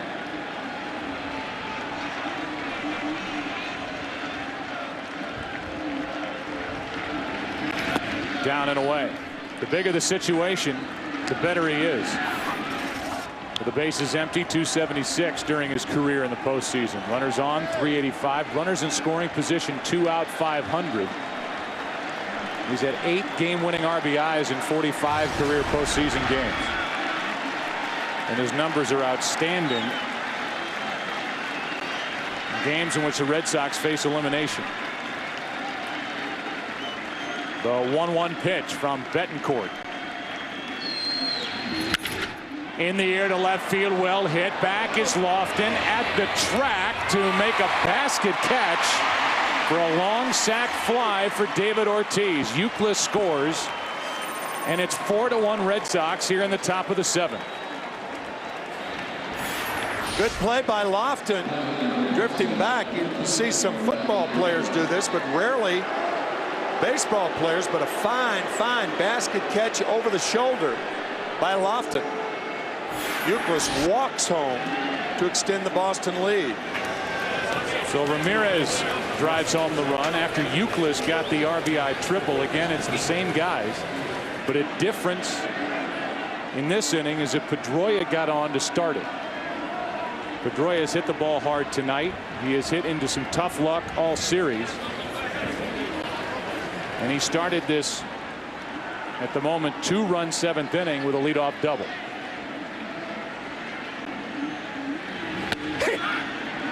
the Red Sox can get Pedroia coming up with key hits and getting on in front of the 2, 3, 4, 5 hitters, then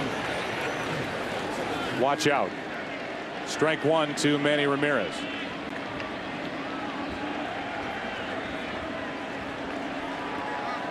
Fausto Carmona and Curt Schilling would hook up in Game 6 on Saturday at Fenway if the Red Sox win tonight.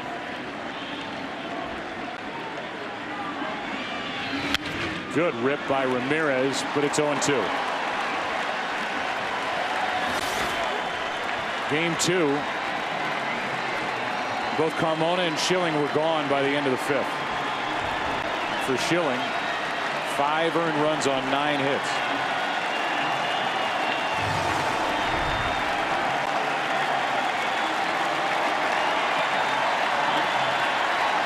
For Carmona, 4+ innings, 3 earned runs. The graphic is obviously wrong in that category for Carmona. 0-2 the count, 1 out, nobody on, and time called.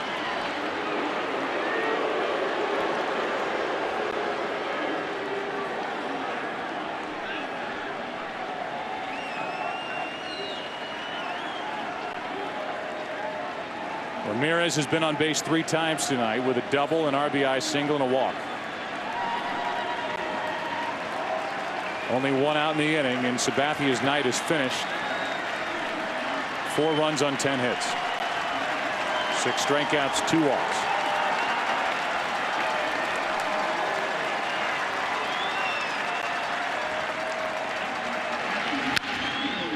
Still 0-2. It's a remarkable thing about Ramirez, how he stays alive on the strikes and refuses to swing at a ball just off the plate. The way he identifies not only different pitches, fastballs, sliders, curveballs, changeups, but how he identifies a strike from a ball just off the plate is remarkable.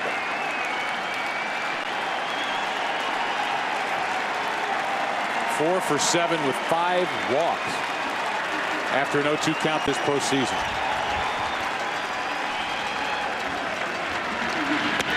On the outside corner as Betancourt gets the call, 2 out. And you've got to thread the needle to get him, and that's what Betancourt did right on the corner.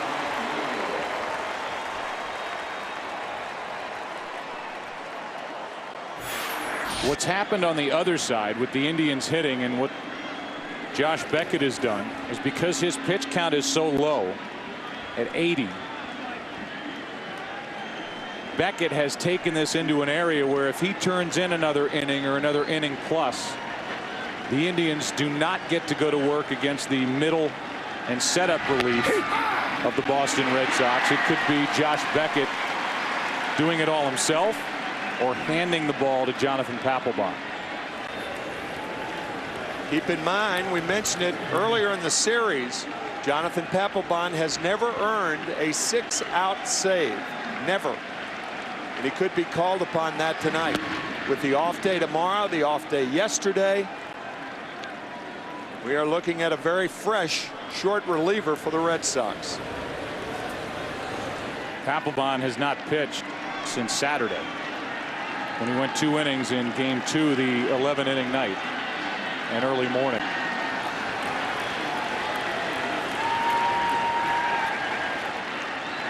Well, 1-1 to Lowell. Hard hit, but foul. This week, Fox NFL Sunday returns with a doubleheader. 49ers take on the Giants in New York. Giants have won 4 straight, and then the Vikings go to Dallas to battle the Cowboys or other regional action. Begins this week with a Built Ford Tough Fox NFL Sunday pregame show at noon Eastern, 9 a.m. Pacific in high def. Right here on Fox.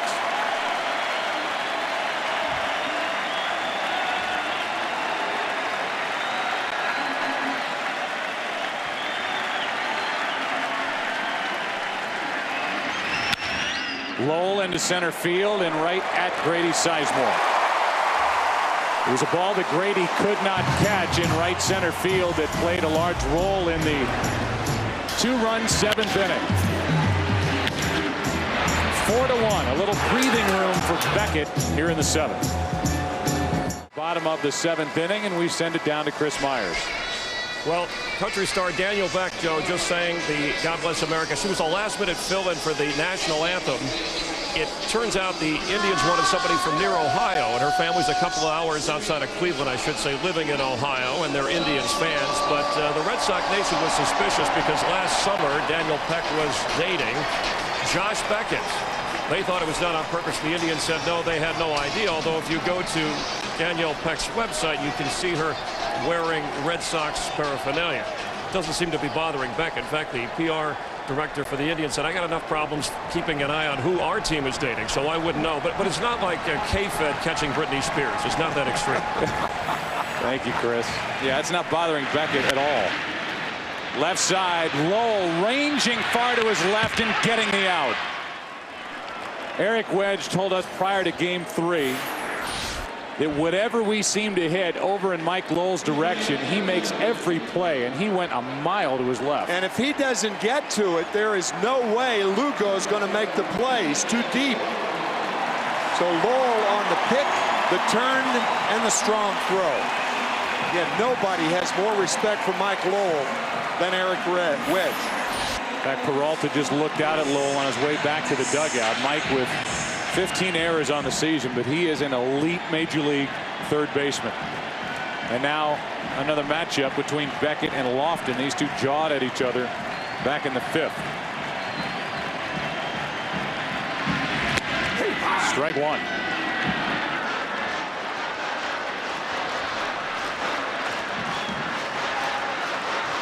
A 3-run Red Sox lead here in the 7th inning.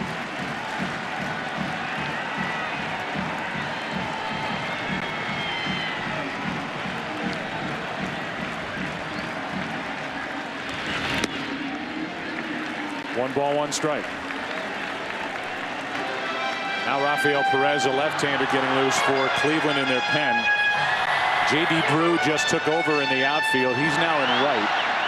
Bobby Kelty is out. Drew is set to lead off in the top of the 8th.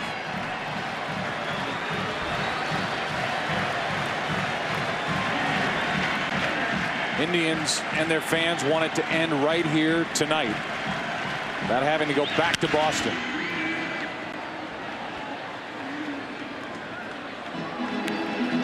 Last time up, 40-year-old Kenny Lofton dropped his bat on a 3-0 pitch, then flied out on the next pitch. Beckett yelled something in, and then Lofton was yelling back at Beckett all the way down the first baseline, and it was quickly broken up. Lowell, a peacemaker. Luis Rivera, the first base coach, a peacemaker, and certainly the umpiring crew did a nice job.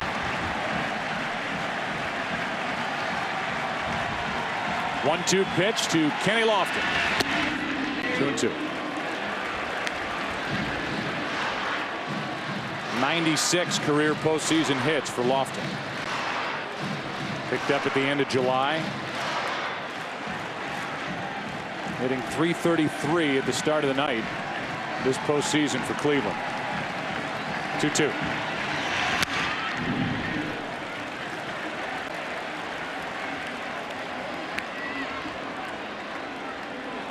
So economical with his pitches as he works with 1 out in the 7th. 86 on the night. That's with 9 strikeouts once again.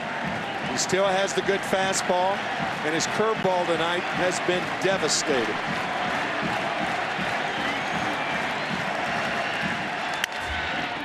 Awkward swing. Lugo won't have a play. Beckett missed it. Went right under his glove, and Lofton is on.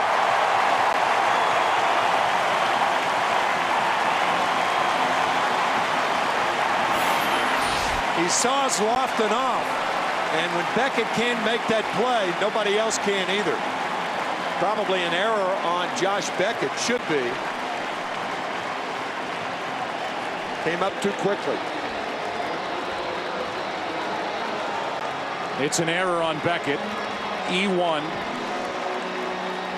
Lofton on base for the first time tonight, and the Indians send Franklin Gutierrez to the plate. 1 on, 1 out.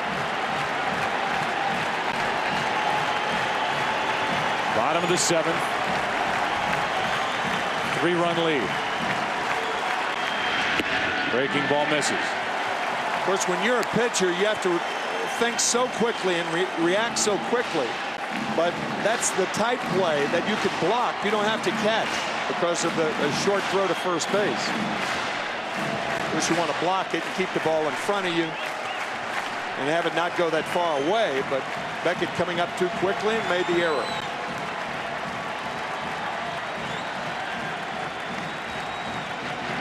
Breaking ball stays up and in.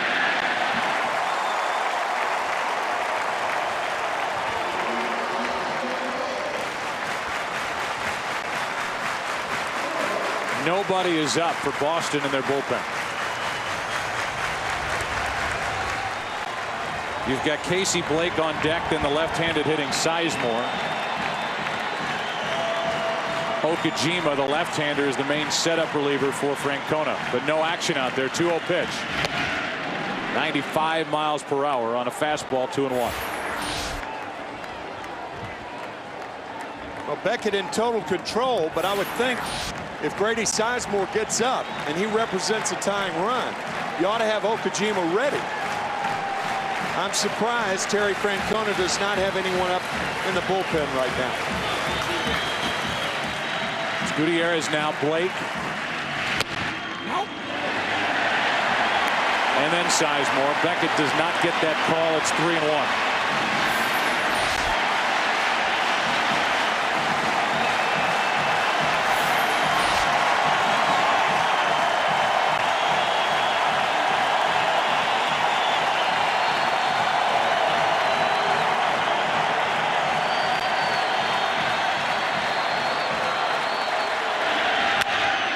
In the air to left center field. Gutierrez went up to get it. Skies it to Coco Crisp. 2 out. There's a big out for Beckett with a 3-1 count to get Franklin Gutierrez. No start tonight for Trot Nixon. And Gutierrez is now 2 out of 14 in this LCS. Our Nissan game summary. Euclid 2 out of 4 with a homer, a triples, driven home 2. Manny Ramirez with a 390-foot RBI single back in the 3rd to put the Red Sox on top 2-1, and then Beckett has been in charge on the mound.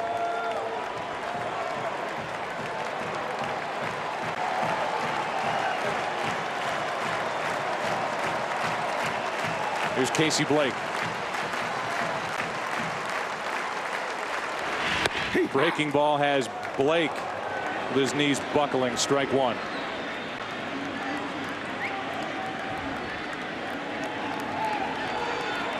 The curveball is the difference maker for Josh Beckett, and it has worked all night.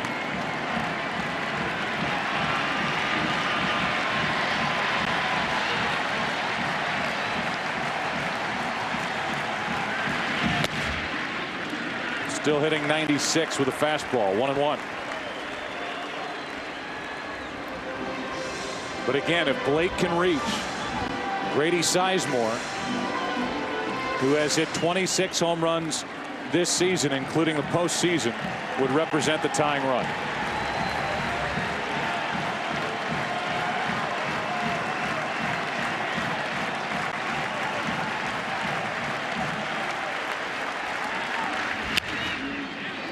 Defensive swing on that 95-mile-an-hour fastball. Strike 2.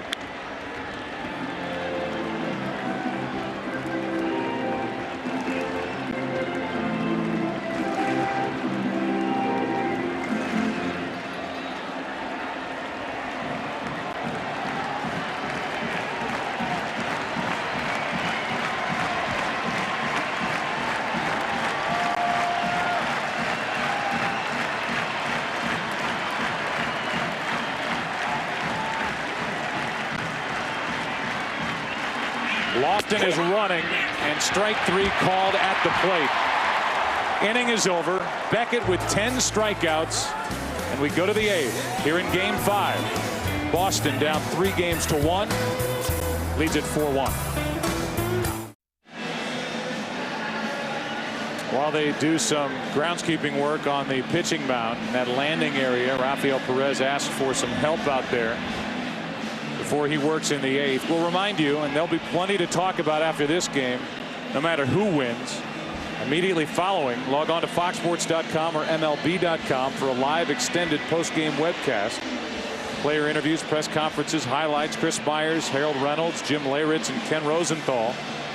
Also join them for a live early pregame webcast, including live batting practice starting an hour and a half before game time throughout the rest of this ALCS and the World Series.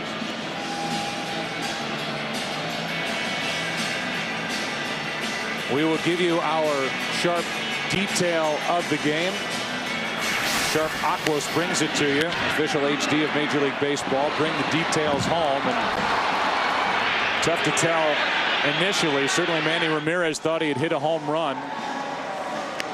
And when you blow it up, it looks like part of the yellow padding, which is part of the wall, and not telling you it's a home run if it hits that yellow padding and it pops up and the ball hits it.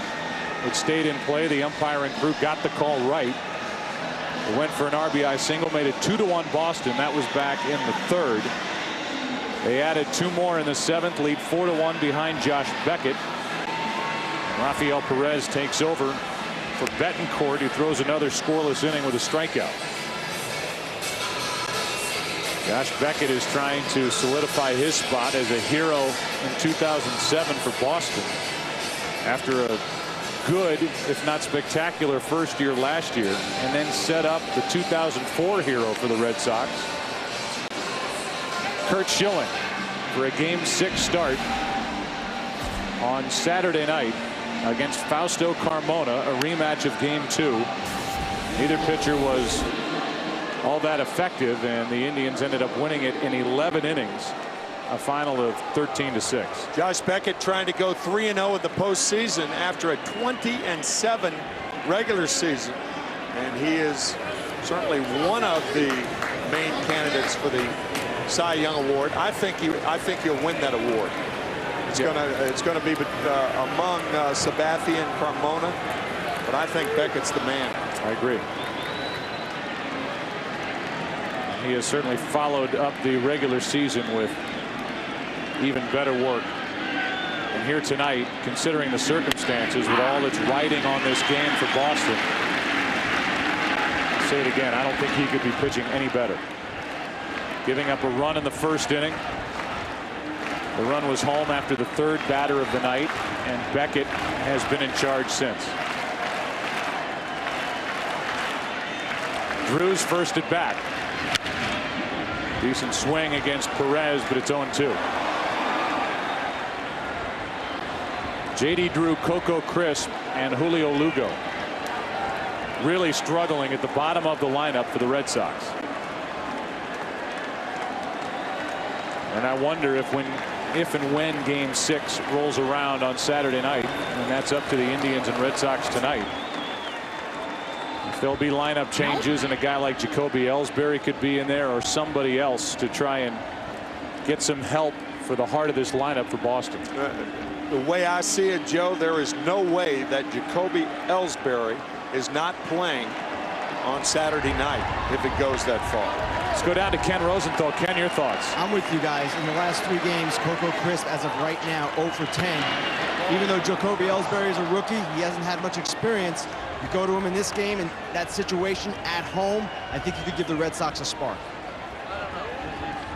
And the perception that Ellsbury just came up at the end of the year, had a cup of coffee. He's their future center fielder and a guy that, you know, they will hang their hat on in years to come. That he didn't get much work, I think, is a little misleading and inaccurate. Ellsbury, over 100 at bats with the Red Sox. You mentioned Jacoby, who ended up hitting .353, had 116 at bats, 3 homers, 18 RBIs, and was as good against lefties as he was righties. 3 balls, 2 strikes. Drew leading off. Drew checked his swing, and it's a leadoff walk.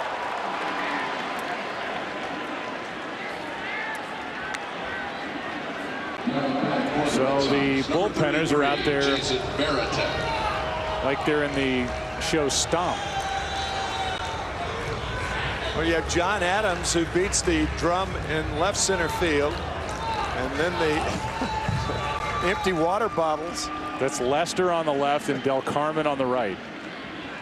Like their moves. There's John Adams. He's been quiet this evening.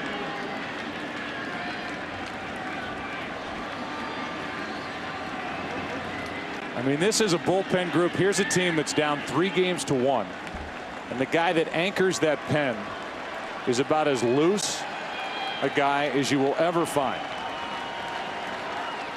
Here's Veritek, 1 on, nobody out, and that's strike 1. Here's Papelbon 2 innings ago.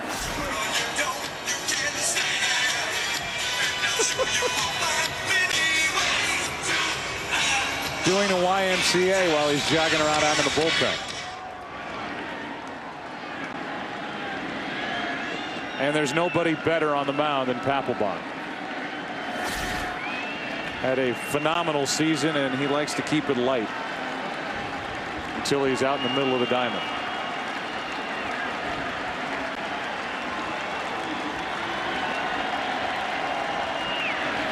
Veritek takes strike 2. You've seen the promos.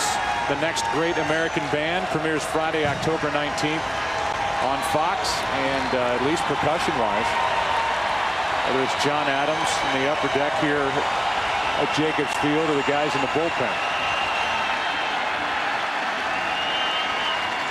could both be on the list. 0-2 pitch, Veritek into right field for Gutierrez. 1 on, 1 out.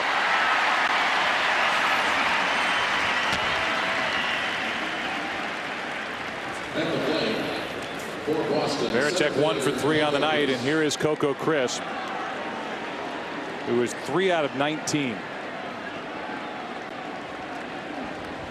In Coco's arsenal during the season, he bunts a lot.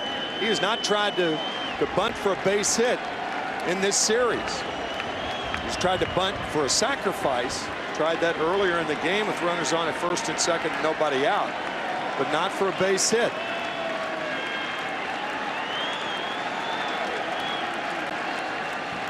Drew at first with a small lead, and Perez to second, throws it right into the dirt, and it's 2 on with 1 out. That'll be an error on Rafael Perez. Last year during the World Series, we saw the Detroit Tigers staff commit 5 errors, and it seemed like every error led to a big run by the St. Louis Cardinals and led to the Cardinals being world champions. I think it's epidemic in baseball that pitchers are not fielding their positions as well as they used to. I think those drills should be rushed. You know, a pitcher throwing to a base anyway, he's used to throwing a ball that moves, and it's very difficult for them to pick up a ball and throw it straight. You see that an awful lot. Now pitchers not fielding their positions effectively. Papelbon now to the point of his preparation where he's up on the mound and starting to think about what may come his way later in this 8th or in the 9th as Julio Lugo steps in, hitless tonight and 2 out of 17. Lugo's spot to me is safer in the lineup than Coco Crisp. Yeah. Lugo's the shortstop. Now, Alex Cora is the guy who could get the nod, but you could see them sticking with Lugo. Coco Crisp is just having a rough time, and with Ellsbury, their star in waiting, I would think he's got a shot of being in the game if there is a game 6. There's Jacoby. 2 on, 1 out. 1 ball, 1 strike.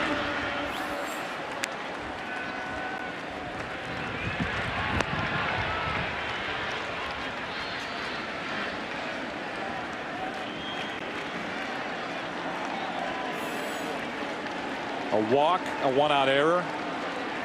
Tom Masney getting loose. He was the winner in game 2. Now Lugo trying to bunt for a base hit. Perez, his throw too late. And Lugo gets his first hit of the night and only his 3rd of this series And he loads the bases with 1 out for Dustin Pedroia. So it's not Coco Crisp, but Julio Lugo, who lays down a blueprint down the third base line. All you have to do is get it in that area. And with Lugo's speed, no way to get him. And that's going to be all for Perez. Pedroia coming up. The bunt base hit for Lugo. The bases are loaded. 1 out.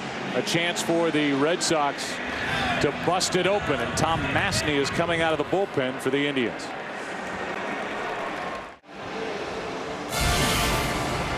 Next Wednesday, one of these two teams will take the field against the red-hot Colorado Rockies. Game 1 of the World Series. Do not miss a single pitch, as history is written and legends are made. The World Series begins Wednesday at 8 Eastern, 5 Pacific in high def, only on Fox.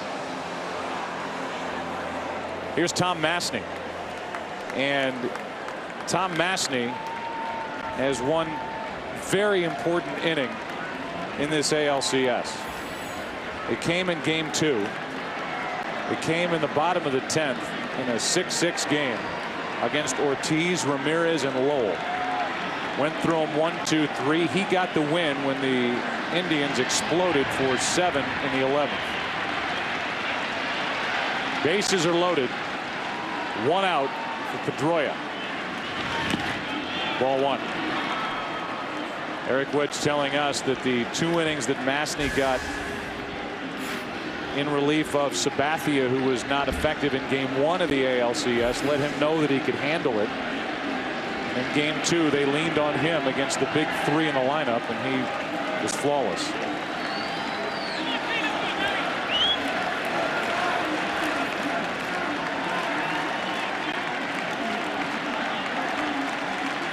Pedroia tonight has hit the ball hard 3 times. He's 2 for 4.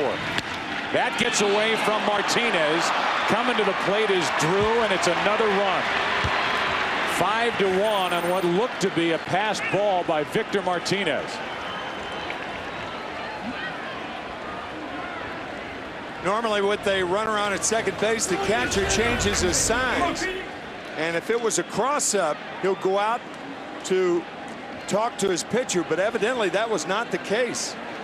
That fastball just squirted through the webbing of Victor Martinez, and the Red Sox have another one. It is a pass ball. The other runners move up to second and third. The infield comes in.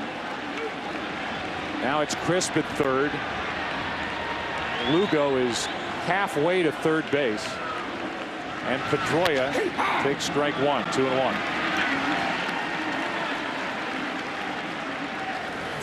If you're a base runner and you're at second base, you can go as far as the shortstop who's playing in front of you will allow you. You can even go in this area right here, and that's about where Lugo was.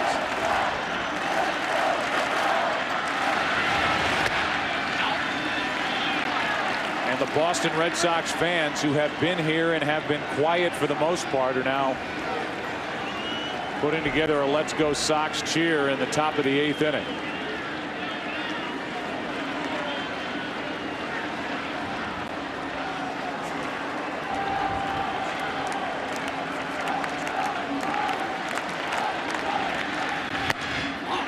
That's low. To load him up again for Kevin Youkilis. The Red Sox in their postseason history, when they have trailed 3-1 in a best-of-7 series. You go back to 1967. They won games 5 and 6 and then lost game 7. 1986 against the Angels, they swept on through and won it in 7 games. 99, they lost the next game, game 5 to the Yankees, and then in 04, not only down 3-1, they were down 3-0 in games and came back and beat the Yankees. Went on and beat St. Louis in the World Series. Here's Youkilis, and there's ball 1.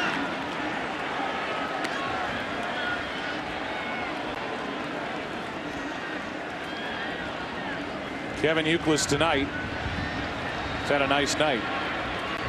Big RBI triple and a run scored in the 7th, and got the Red Sox, who were down 3-1, off on the right foot with a 1-out last home run into left field in the 1st.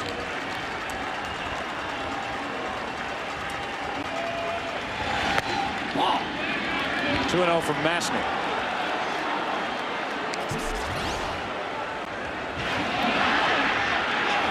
There's the home run that started this night offensively for Boston. After Pedroia grounded out, Youkilis went deep. Then Ramirez hit a double with 1 out and was thrown out at the plate by Franklin Gutierrez in right to end the top of the first. That's low. Ball 3, 3-0.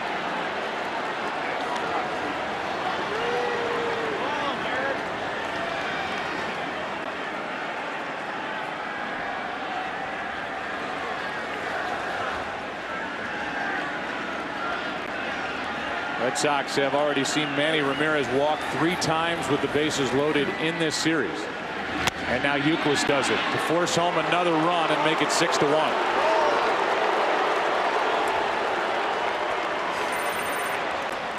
So a 5-run Red Sox lead and still only 1 out in the 8th.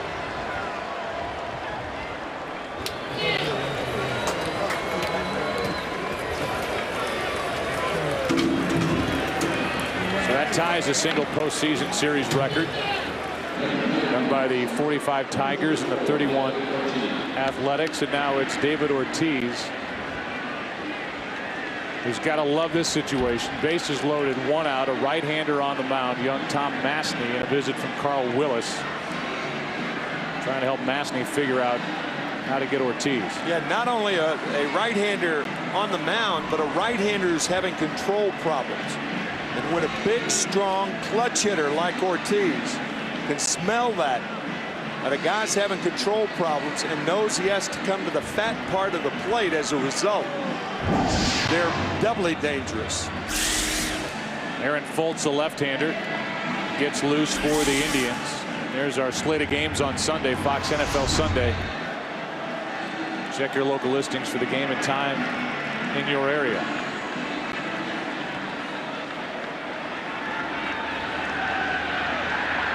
So Ortiz walks to the plate. And he's got the bases loaded in front of him, only 1 out.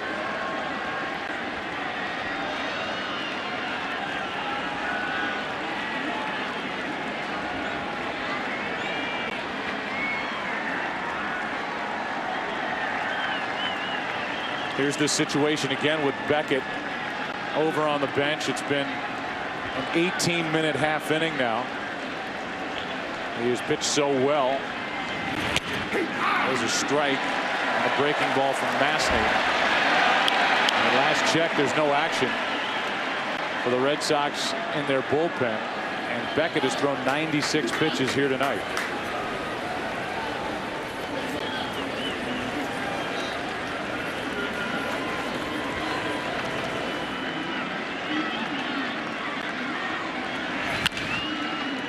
Two. Say, well, Beckett is in total control. There's no doubt. Could not have pitched any better here tonight, but they also have Papelbon waiting down there. I'm sure they want to get him some work. He has not pitched since this series shifted to Cleveland, and it's an off day tomorrow. Mentioned earlier, after the complete game in Game 5 back in 2003, Beckett came out and worked 4 innings. Here's a fly ball into deep left center field, deep enough to get Lugo to the plate. He will tag and score. It's another RBI for Ortiz, and it's 7-1. Second straight sac fly for David Ortiz. And Lugo, who loaded the bases with a bunt hit, comes across the plate. It's a 6-run lead. And I get your drift, Joe, about whether to take Beckett out of the game or not now, but I guess Terry Francona is thinking, well, there's no way he's going to be pitching Game 7, even though he did it back in 2003. That is not the mantra of the Boston Red Sox. So I guess that is entering their thinking, and that's why he will perhaps, or probably, I guess, go out in the 8th inning. Daisuke is scheduled to pitch a Game 7 if there is one against Jake Westbrook.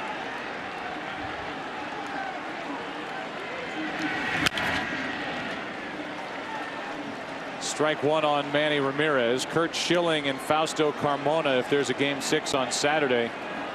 Ken, what do you have on Curt Schilling? Joe, remember, they pitched Josh Beckett in Game 5 in part because they wanted to give Schilling and Matsuzaka an extra day of rest. I talked with Schilling about this the other day, and he said his problem is not that he needs extra rest, it's that he just needs to execute his pitches better. Given his history, given that he'll be at home, it's going to be quite an interesting night. That would happen if the Red Sox hang on. They lead by 6. Breaking ball, a strike to Manny Ramirez.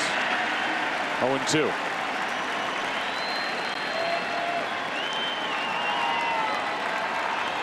Mastny, in essence, has to go through the same 3 guys to get out of this 8th inning that he had to retire in the 10th inning of Game 2 to get the win.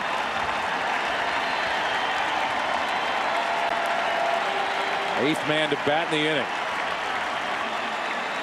Started with a leadoff walk from Perez to J.D. Drew.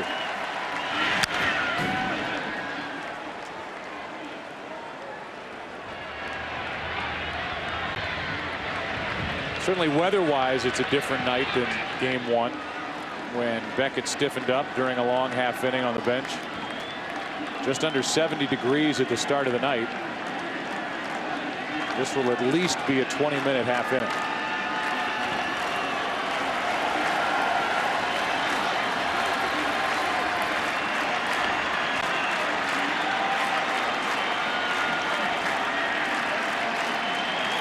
Okajimi's had 2 days off. 0-2 pitch. Got him on the outside corner. And the inning is over. But not before the Red Sox get 3 and lead by 6 into the bottom of the 8th of Game 5.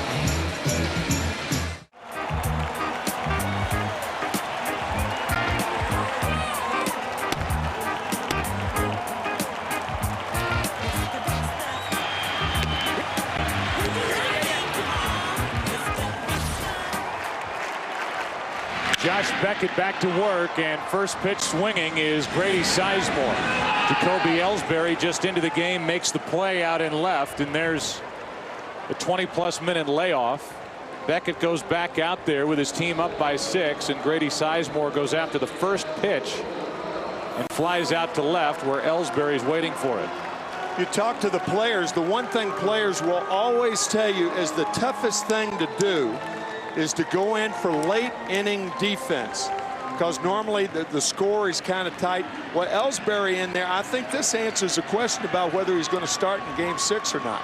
If you can go in for late inning defense in a tight game, in an elimination game, even though it's a 6-run lead, you could start a game in Boston if it goes that far. That's certainly out on the table, and something that was talked about prior to Game 4, and even with the left-hander Sabathia on the mound tonight, there were some who thought Ellsbury could get the start tonight. 1 ball, 1 strike. Beckett has struck out 10. He has walked 1. He's allowed 1 run on 5 hits. His postseason strikeout high is 11, so he's 1 away from that. When he pitched in Game 5, this same situation in the 2003 NLCS while with the Marlins against the Cubs. With his team down 3-1. As Drupal Cabrera's 1 for 4. He extends his hitting streak to 7 games. The 1-1.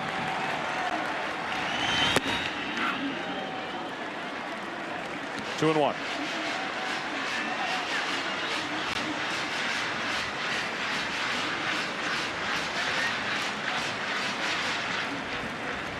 Now Okajima and Jonathan Papelbon are getting loose.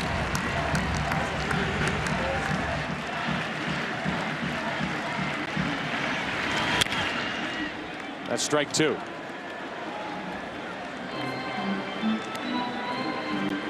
In case you're wondering about pitch count, Beckett is now up over 100 at 101.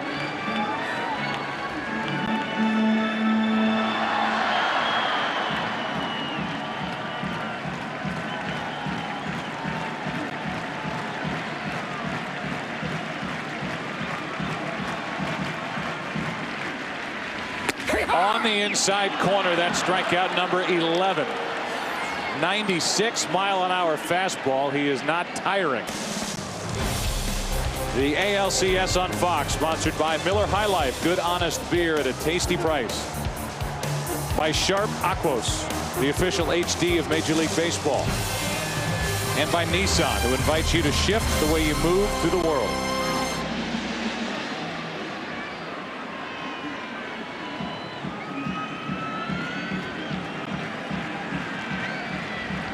So the 11 strikeouts ties his personal postseason career high, and he misses with a fastball to Travis Hafner, who has struck out twice tonight and 6 times the last 2 nights.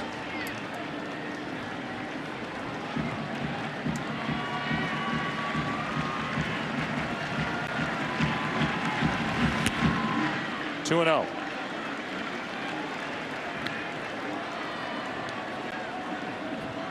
The Red Sox postseason record for strikeouts in a game. Pedro Martinez with 12 in 1999 against the Yankees in the ALCS Game 3.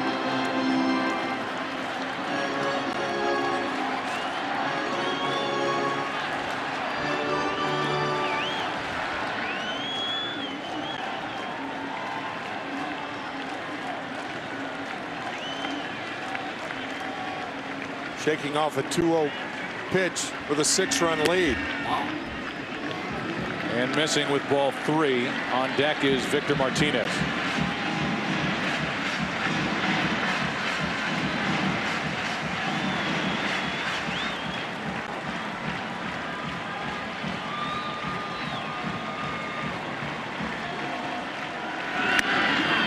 Three and 1.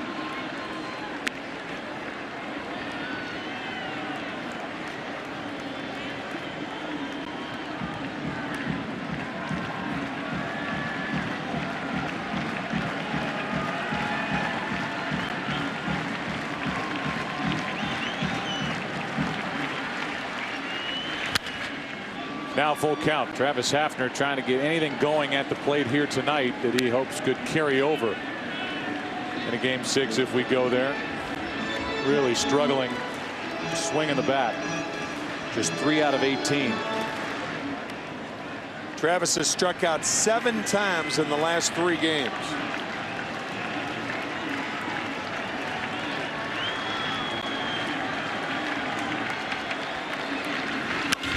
Another foul. That's an idea of how hard Beckett continues to throw. When a guy like Travis Hafner can't turn on a fastball when he knows it's coming in the 8th inning after over 100 pitches, then you know the starter still has his good stuff.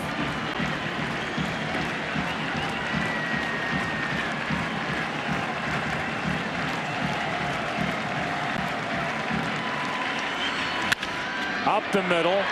Lugo to his left on 2 bounces makes the play, and Beckett is through 8 innings here tonight. A sensational effort. On to the 9th inning we go. Game 5. Red Sox trying to force a Game 6. Up by 6.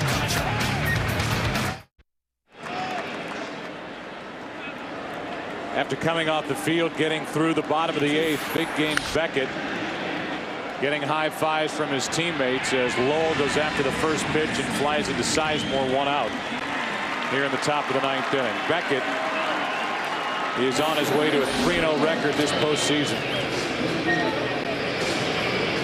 And tonight he'll end up going 8 innings, allowing 1 run on 5 hits, 1 walk, 11 strikeouts.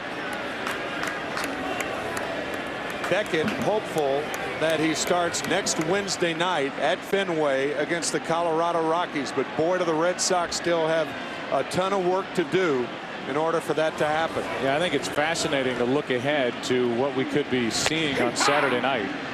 Here's a terrifically balanced Cleveland Indians team that played so well. Tonight they ran into a buzzsaw, Josh Beckett.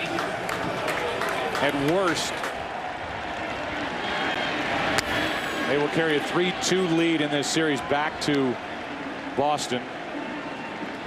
And yet, I think they're going to be facing one of the most confident teams down 3 games to 2. That's a great point. That they could ever face. Yeah, you're right. Here's Drew trying to get in on the fun, shooting one over the head of Grady Sizemore, and J.D. Drew is content with a 1-out double. And I say that because a lot of the core players were there for the get up off the mat and come back and beat the Yankees in 2004 after being down 3 games to nothing, and Schilling was a part of that. And he's been a big game pitcher, and he will go against Fausto Carmona, who's the young right-hander and who showed the Yankees how filthy his stuff can be in Game 2 of the division series a couple of weeks ago. Yeah, I think that's interesting that even though the Indians up 3 games to 2, the job they have to do is still formidable. To go into Fenway Park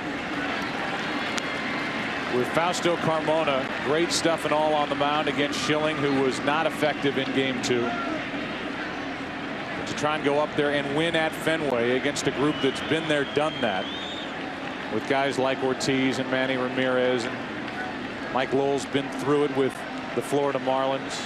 Schilling. Should be an interesting night on Saturday night. 1 ball, 1 strike on Varitek.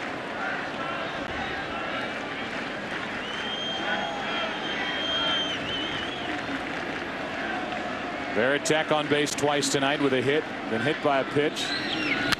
He's 1 for 3 and set up here at 1 and 2.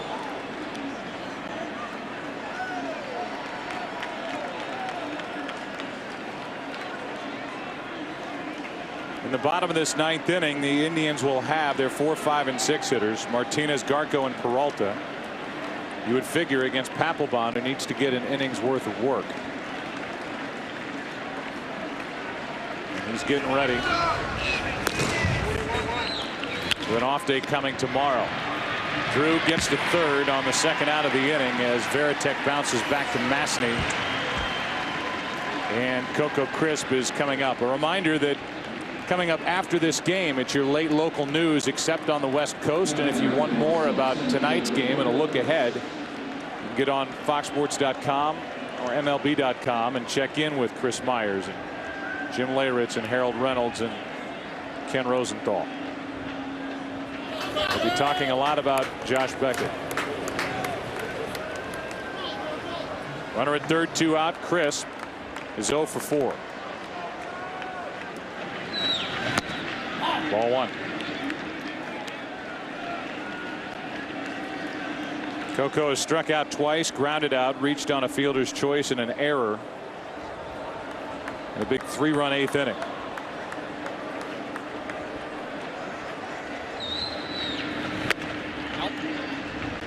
One of the bigger outs that Beckett got tonight came back in the 7th inning when he fell behind Franklin Gutierrez after Lofton reached on the error, came back, got Gutierrez, got Blake, and avoided having to deal with Sizemore in the 7th inning in what was at that time a 3-run game.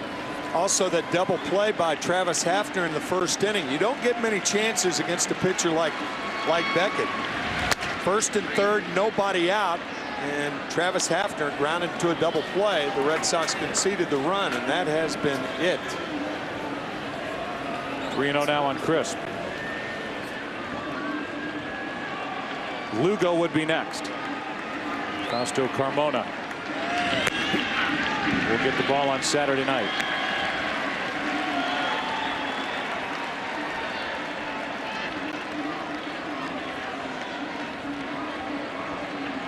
Carmona, a 19-game winner, 23-year-old right-hander. Schilling, a 9-game winner,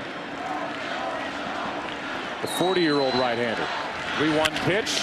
Masney makes a good play, and Crisp, in desperate need of a hit, is robbed with a quick glove of Tom Masney. Papelbon is coming in for an inning of tune-up. Bottom of the 9th inning, Game 5 in Cleveland.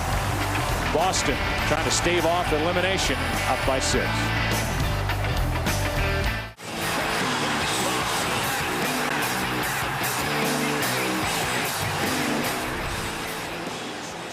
The electrifying closer Jonathan Papelbon, who had 37 saves and an ERA of 1.85, takes over to tune it up, and he will face the 4, 5, and 6 hitters for the Cleveland Indians, up by 6. Meanwhile, before the game, obviously a lot of conversation around the ballpark tonight about Joe Torre not coming back to the Yankees, and Terry Francona, the manager of the Red Sox, gave his pregame talk to the media, answered questions, and 3 of the first 5 questions were about Joe Torre and about the Yankees. And eventually somebody asked him the 3rd question, understanding that you're worried about the game on the field. You had told us earlier that you had reached out to Joe. Now that this has happened, will you at some point make a call? And Terry's answer, I'm going to go back. This is sort of a big day for us to try and win this game. There's time for, this probably isn't the time for, we need to try and win this game tonight, or I might be getting some phone calls. Joe might be calling me.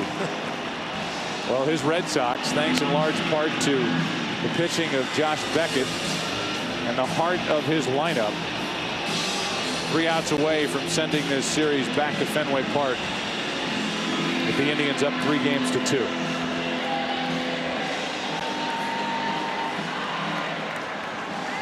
That's Francona. He's got a great sense of humor. He really does. Grew up around the game. His dad, Tito, played here with the Indians. Had the incredible year in 1959. Hit .363 as a 25-year-old first baseman outfielder. 34 plate appearances short of the batting crown that year. .363. Boy, could he hit. Papelbon's first of the night. Fouled back, 96. We're going to see the same type velocity from Papelbon that they saw from Beckett.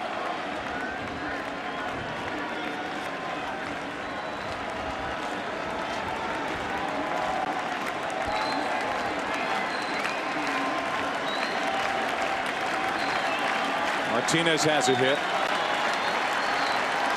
Came back in the first inning, a 1-run, 3-hit first inning against Beckett.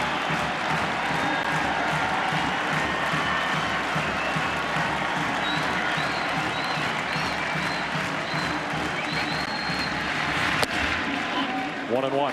Joe, you mentioned earlier about the free spirit of Jonathan Papelbon. Before Terry Francona ever met Papelbon, he had read all the reports about him in the minor leagues, had pitched in Double-A ball. He was scheduled to pitch in a game around Clearwater, Florida, about 2 hours north of Fort Myers, where the Red Sox train, and he missed the bus. And finally, he shows up. Terry Francona goes over, shakes his hand, and says, "Nice to meet you. How can you miss the bus?" And Jonathan said, "Well, I just thought that it might drop by my condo and pick me up." like the bus picks up all players. Like it's a school bus. Yeah, like it's a school bus. You know, I mean, that's the free spirit exuded by this man. 2 balls and a strike on Victor Martinez, and challenged with a fastball, 2-2. Terry tells that story so affectionately, saying that he kind of likes it when that guy's out there and he glances up, and that nasty glare of his. We were kidding about it this summer, saying every kid in New England's going to have that glare. It's a death stare. Yeah, right.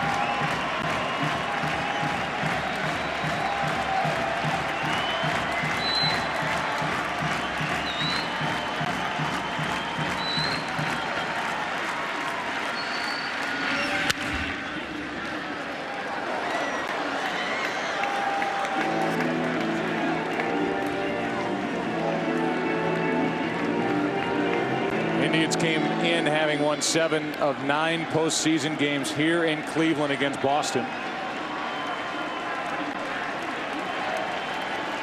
From the owner Larry Dolan on down, and all of these great fans, they were hoping that this ALCS would end here tonight.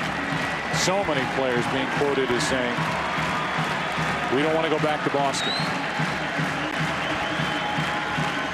The 2-2 pitch. one away. And while it is seconds after midnight, we'll give you a little entertainment and give you the dance that Jonathan Papelbon showed the world when the Red Sox clinched the division.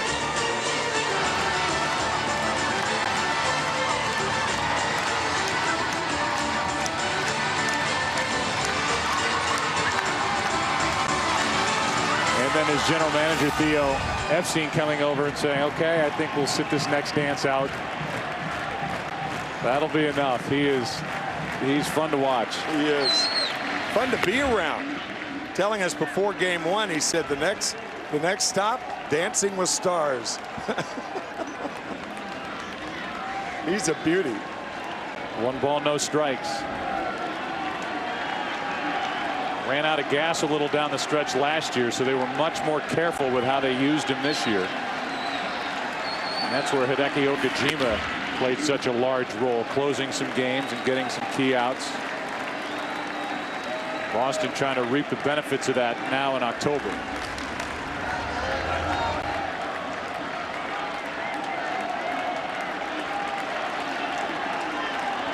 (2-0) the count on Ryan Garko.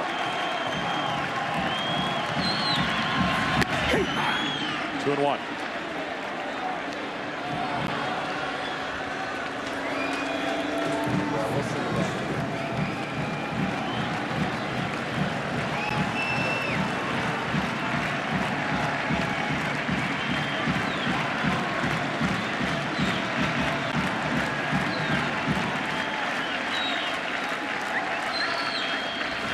Garko gets into one to center field. That ball was scorched. Short hops the wall, and Ryan Garko will dig for second. Trying to give the Indians some life here in the 9th inning. 1 on, 1 out, down by 6.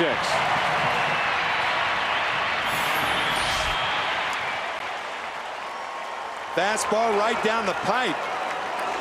Just a matter of whether that ball is going to be high enough to get over the head of Coco Crisp, and it was.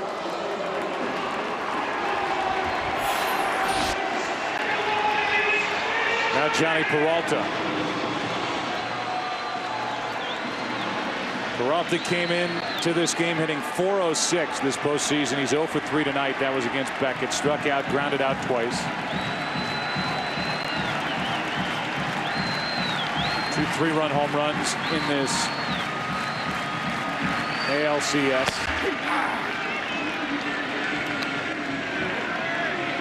The latest one in the 7-run 5th inning against Tim Wakefield and Manny Del Carmen. 7-run 5th in game 4.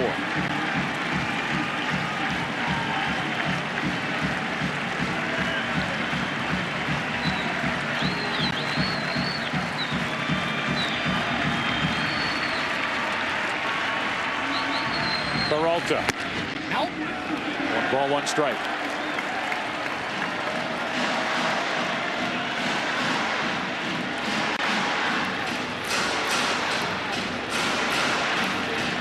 Terry Francona stayed the course with his lineup, certainly stayed the course with his rotation.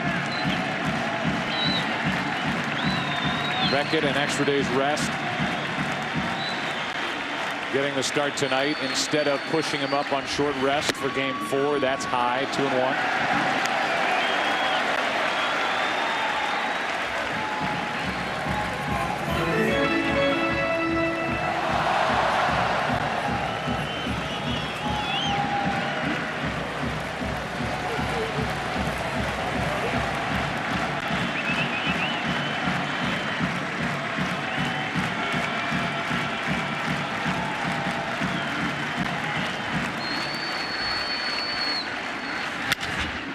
Lugo to his left, gets the high hop, throws out, and the Indians are down to their final out.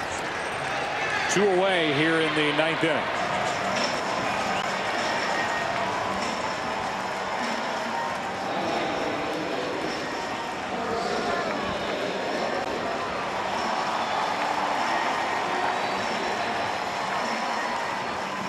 So now with 2 out and the runner Garko at third, Kenny Lofton will be the hitter. Producer of tonight's game, Pete Macheska. The director, Bill Webb. The associate directors, Carol Langley McDermott, Aaron Stoikoff, Judy Wong, and Wayne Wilson. Steve Horn, our editorial consultant here in the booth. Broadcast associates are Brian Peterman and Ron Wagner.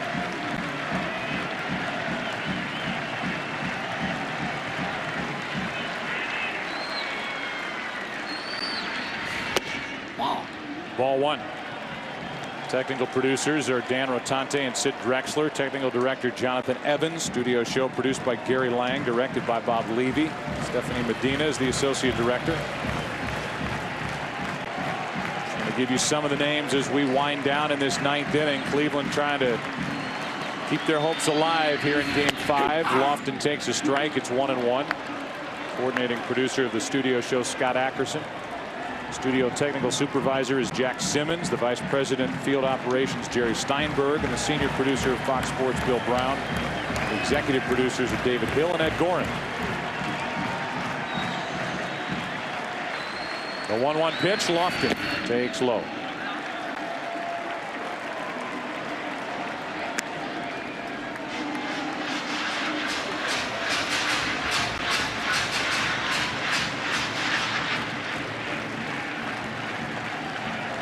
Lofton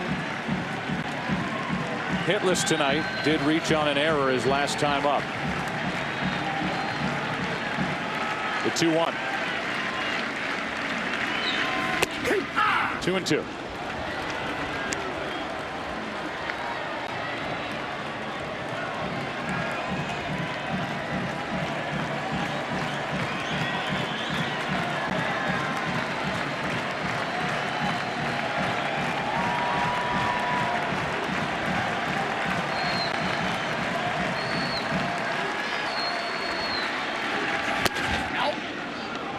Full count. On deck is Gutierrez.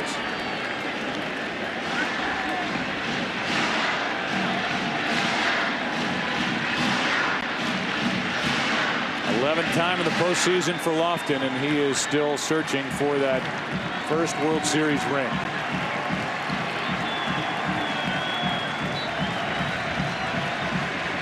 (3-2) from Papelbon is high, and it's first and third for Franklin Gutierrez.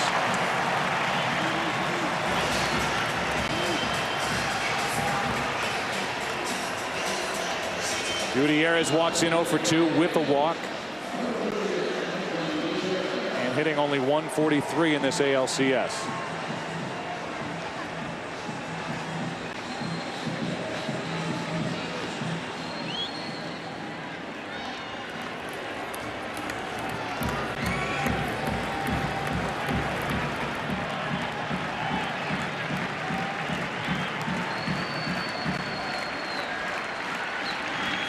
Gutierrez takes a strike.